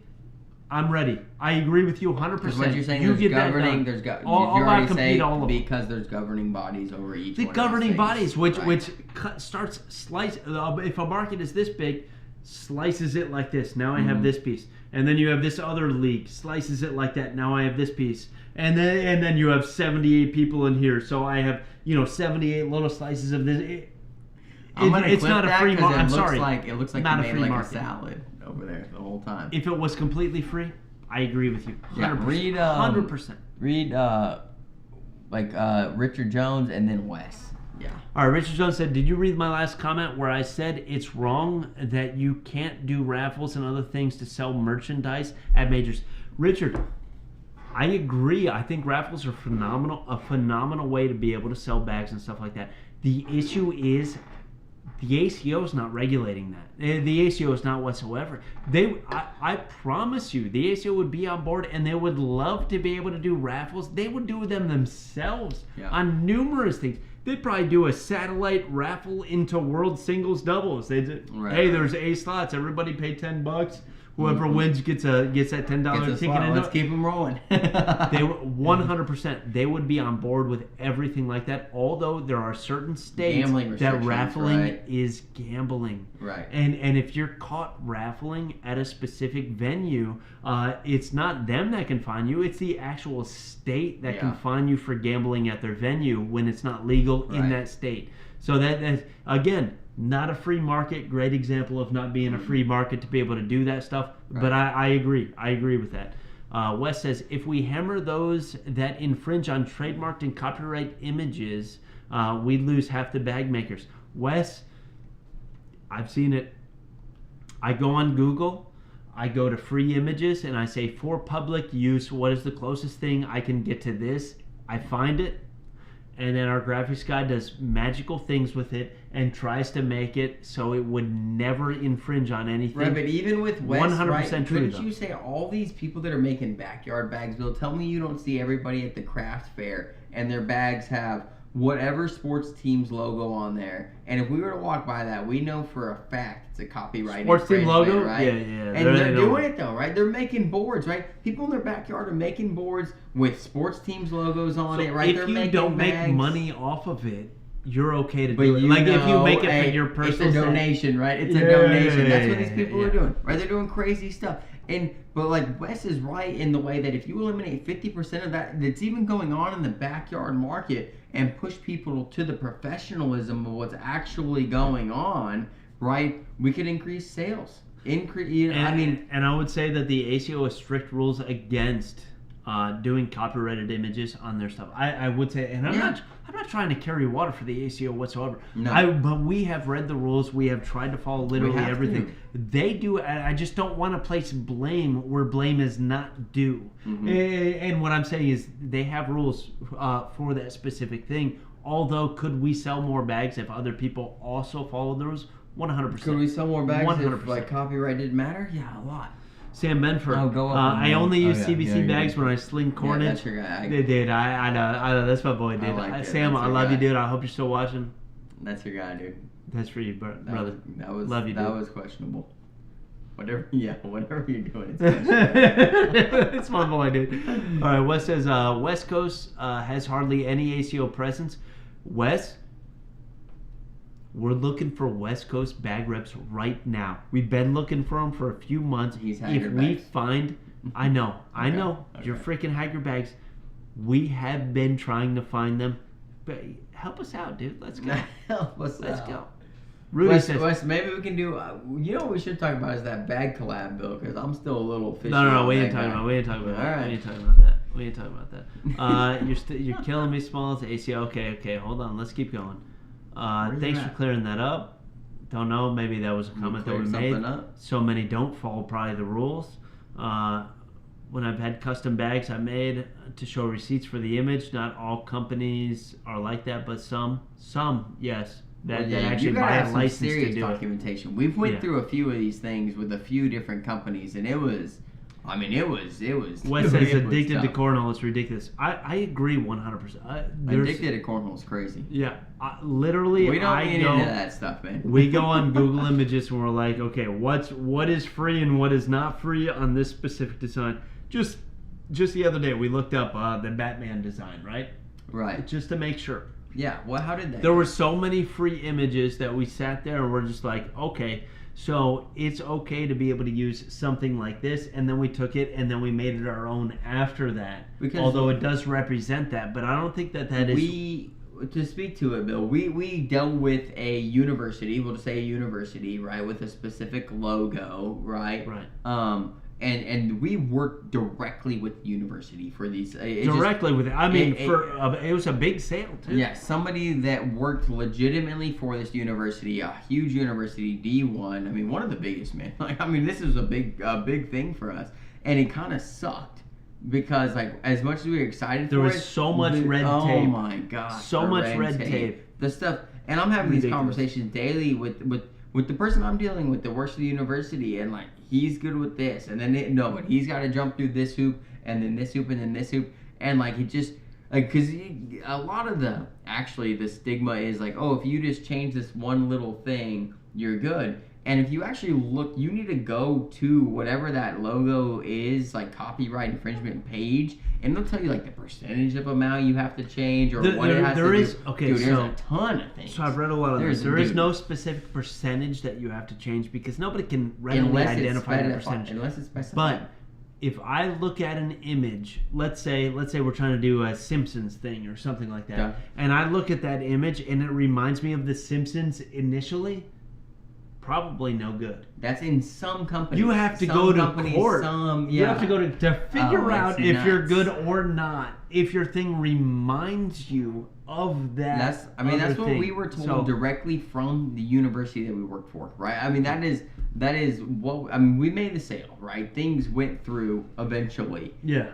But it was. Oh no, it was. Wes, we're just talking about some of the hurdles that we've had to go through. Yeah. To try to get some of these bigger sales and stuff like that going on. Is that 100%? You are correct, and we would never take it we would never be as loose as to say, oh yeah, you want this on your thing? Sure, we'll just slap it on there and sell you the bag, which what other companies definitely do. It's some other companies, and I'm not going to say all of them. There are plenty of absolute top-notch baggie manufacturers in the sport, which will go to those I lengths. Would say I would say a lot of people are just kind of like, give me what you got, and I'll put it on a bag and go with it, and we do our best to double and triple check, man. I mean, it's not worth it to our company, and we were actually taught this from a board company as well. I mean, we were taught this from somebody else, man, and I guess I can speak to it. Cornhole Solutions, man. You know what I mean? Like, Steve Miles, man, we've worked with him for a hot minute, and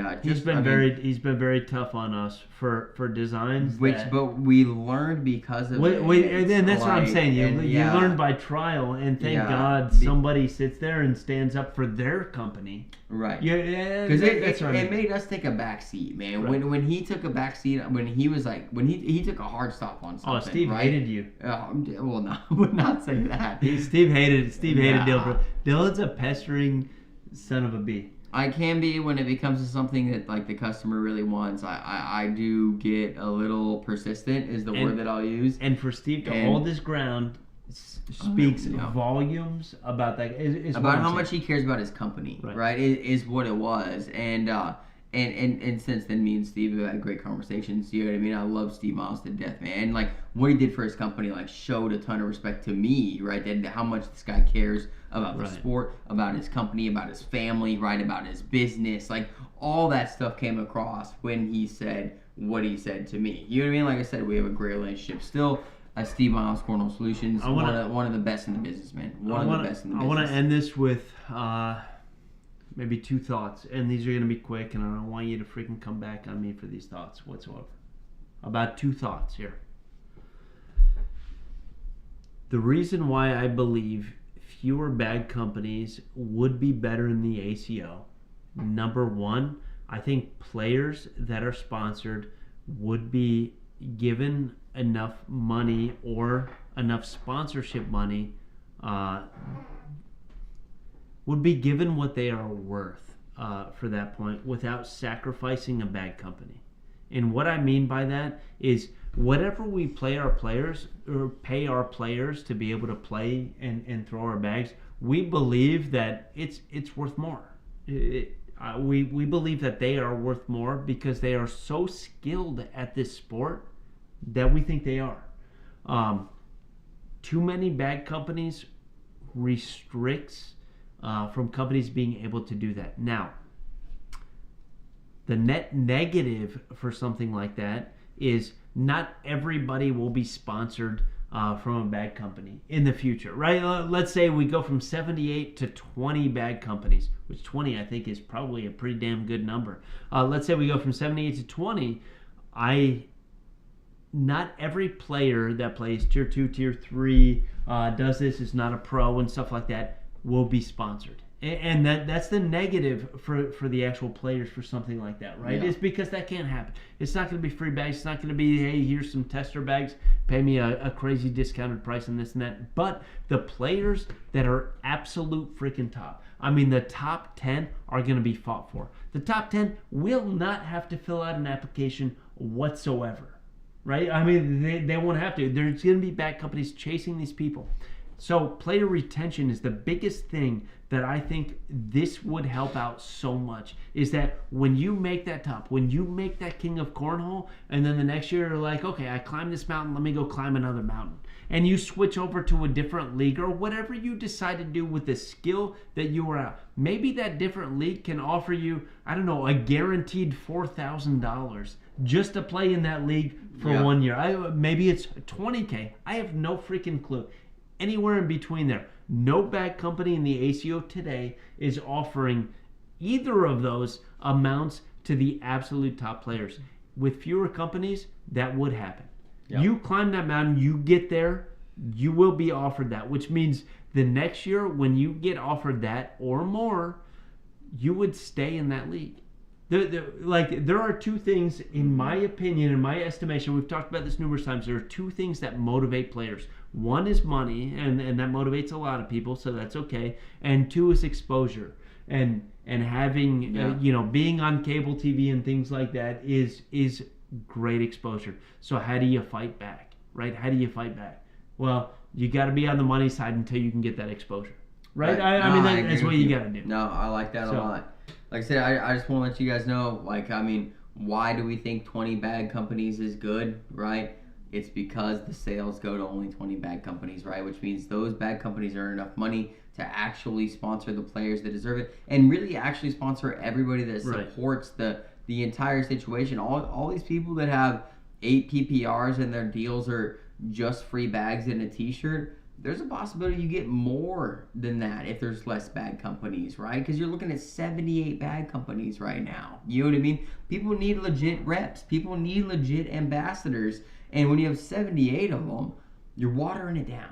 You know, and when there's 20 of them, it's less for you to reach out to as a lower level player. It's something to look at. Who do you like? It becomes more personal. And I think that is one of the things that we didn't speak to tonight is knowing a bad company on a personal level. I think is very important as a player, okay? And we can speak to this for another 30 minutes if we won't. But what I'm saying is that when you get involved with a bad company, I hope that you guys know the people on a personal level. You trust them. And if you don't, I hope they show you a ton of respect, and I hope you get to know them on a personal level like we have with our team this year, man. We did not know everybody on a personal level, but we can substantially say that we know everybody on our team. Dylan's more personable than I am. Dylan is more personable than I am. I legitimately love every single one of our players. I mean, I'm telling you right now, I would drop things that I'm doing to do things for the players that we have contracts for right now. I mean, I'm not even. That is not a joke.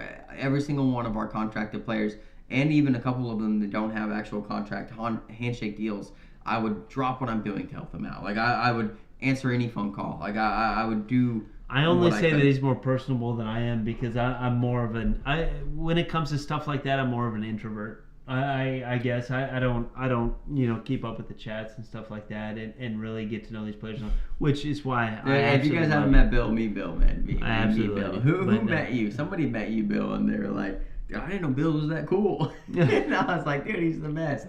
And people didn't even know, man, because I'm the one who does all the talking and all the DMing I'm a little more and all of an that introvert. Kind of so while we get on stream and we talk, this is what we do regardless if we were on stream or not. And so on a personal level, we had this sort of conversation in the garage for the hour before we were up here, man. Like this is what we do, man. We work in a freaking garage. We come up here, we talk to you guys, and we tell you our thoughts, man, and we're honest about it. This is unfiltered stuff, man. This is CBC. We can't give you anything else, man. This is. What do you look at this. Chase fucking says agreed that I'm probably not the personable one. No, he was agreeing on being personal, man. And then Charlie Case, team equals family. Charlie, I love it, dude. I love to see what you're doing, man. We see you at numerous tournaments. Lucky's has always had a family, man. Lucky's has always agree 100% because you got a big family too, man, and I love that. I believe that for real. Probably Shannon saying that I'm not, I'm kind of an introvert. I don't get out there and stuff like that. And then Chase says Dylan is my dude. See, that's what I'm saying, man. This is what. Chase knows he's my guy, man. I ain't gotta say it. I ain't gotta say it, man. I don't know, man. I don't know. Did I steal your thunder, dude? You went hard on the podcast, man. You gave them all the good information, folks. Bro. And we appreciate it. There's another, dude, this is a wild podcast. 2 hours, dude. 2 hours. It's a long time. You guys are incredible, man. We freaking appreciate it. And we'll see you next week. This is CBC, Faith, Family, 4 Baggers. Why is Dylan Ledbetter on my name? Oh, no. We're out.